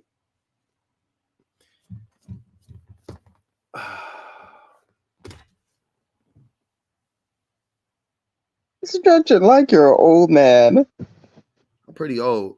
You're still young, public. I don't know, You had me man. cracking up when I saw you go, ah. I'm I like, don't oh know, my God, man. my grandfather was extra like that. Hold on 1 second, all right? Yeah, 42 kind of old. It ain't. I ain't old, but I'm definitely. You can't be calling me young. Like I don't care how old you are. Not you personally, but I don't care how old the person is that's calling me young. I'm still not young. Like let's be clear. I'm just younger than them. I'll accept that, but I ain't young though. I don't feel. They said 40 the new 20. That's a damn lie. 20 is the same 20. 40 is still 40. Maybe 40 is 37. Maybe 40, 36. But 40 ain't 20. Because when I was 20, I didn't have to stretch. I could dunk or vert. I was strong. I didn't have no pains. Preach. You know what I'm saying? 42, it's like, man, everything I do hurt. I Wait think till you about get doing to stuff. 50. Yeah, it's gonna Wait get till you worse. get to 50, public. Then you're gonna have to start warming up before you get out the bed. You got You said I had to start. I do that. That's what I'm trying to tell you. I'm already there. I'm so stiff. I gotta stretch more, man. I worked out for so long and I never stretched my I don't even want to complain about it. I'm sounding like an old man complaining about it. I might not restart that live. I ain't gonna even hold y'all. Now that it's over, my brain Why is is shut. TikTok restricting you so much? I don't know. I emailed them.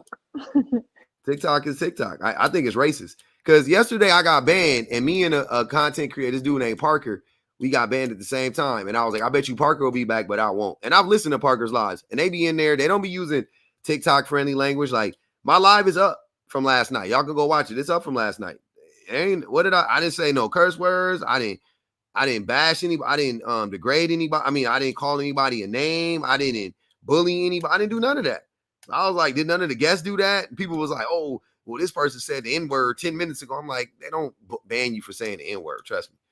Like, if they do, it ain't an algorithm. You know what I'm saying? And somebody may report you or something. But usually, I just appeal it, and then they you know, they say, all right, it's cool. They give me the appeal. But like the last like month or two, maybe 2 months, I would say, because I got banned last month one time and I got banned twice this month. But I went like 4 months, no bans. And I would get, I mean, I won't say no bans. I would get banned, but it would be like for like 5 minutes, 7 minutes. I don't know what happened. It went from that to, I don't know. I think it's like a money thing. I think it was like, maybe I was making more money. I don't know. I think, you know what? Can I give you my theory? Yeah, please. Do you remember when the black girl follow trend happened?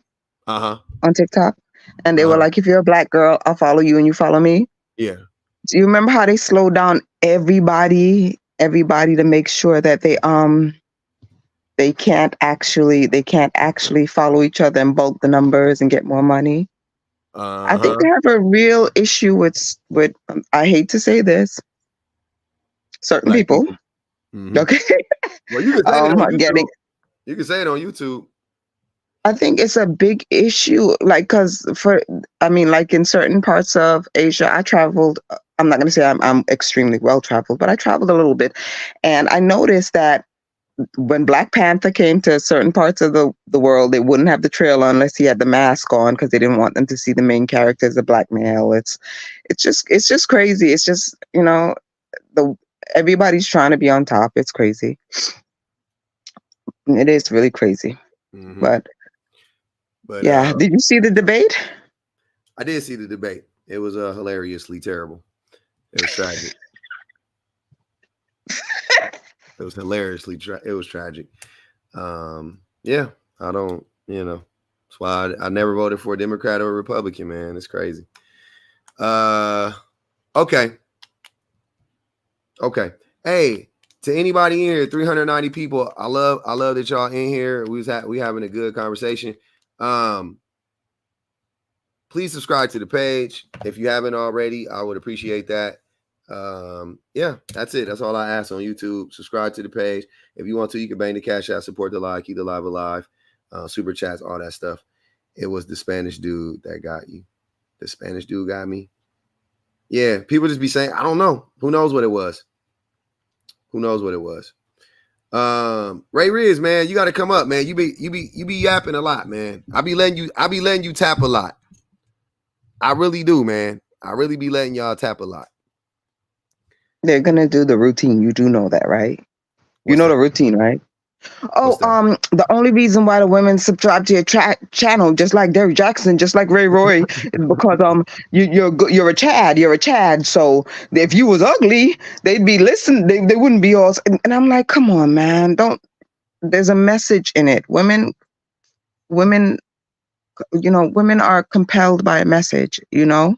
Women are compelled by a message. If they feel like they can be heard, if they have something to share, if the person has valuable information, we'll come for that. But you just can't reduce it to, oh, you know, this is what our eyes like. So no, because I mean, if you look like Voldemort, or, you know, if you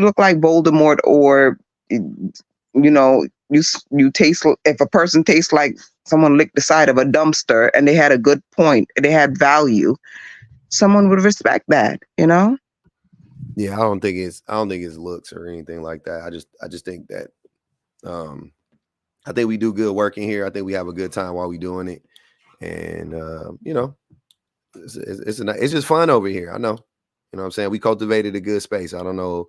It ain't that deep. I just think people be I just think people just be wanting to find an excuse not to listen.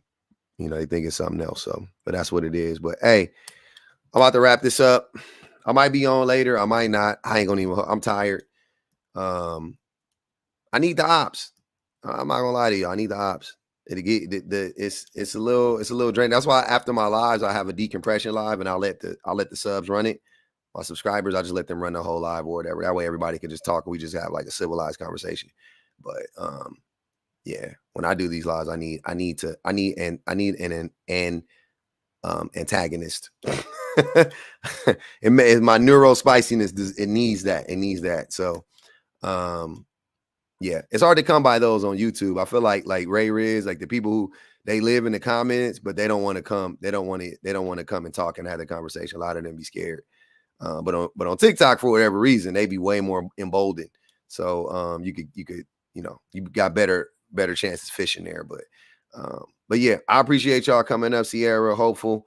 I hope everybody. Thank you. Yeah, No problem. Thank you. Thank Thank you for coming up.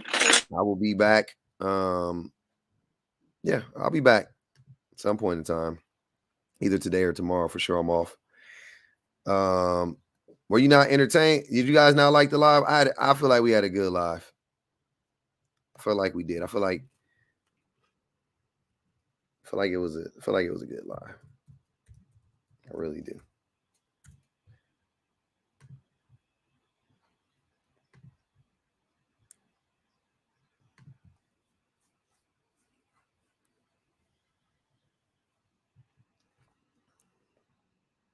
The live will be up on YouTube.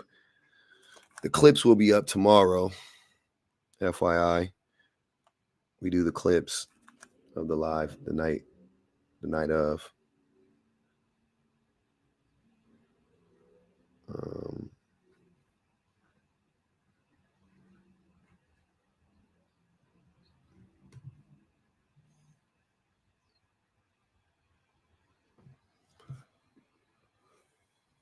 Who did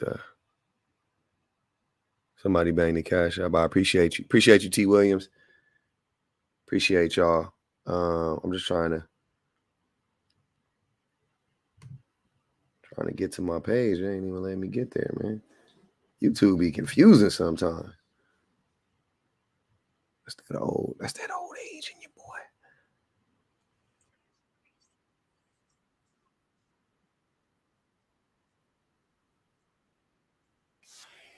It's crazy.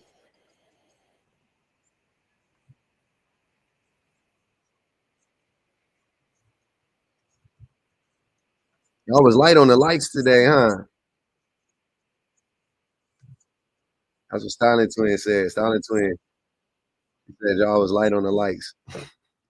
People just be watching. They don't even be paying attention. I be doing that all the time, too. I do that all the time. Oh, man. Yeah, I do Pilates sometimes. I got to get on the yoga. Yoga be, I think I like Pilates better. It's more like a workout, but I'm going to get on it, though. My main account is banned until next, what's the day? Saturday. So until next Friday. But I work next Friday. So, yeah, I'm not going to even be able to go live for the weekend. And then, yeah, it's going to be crazy.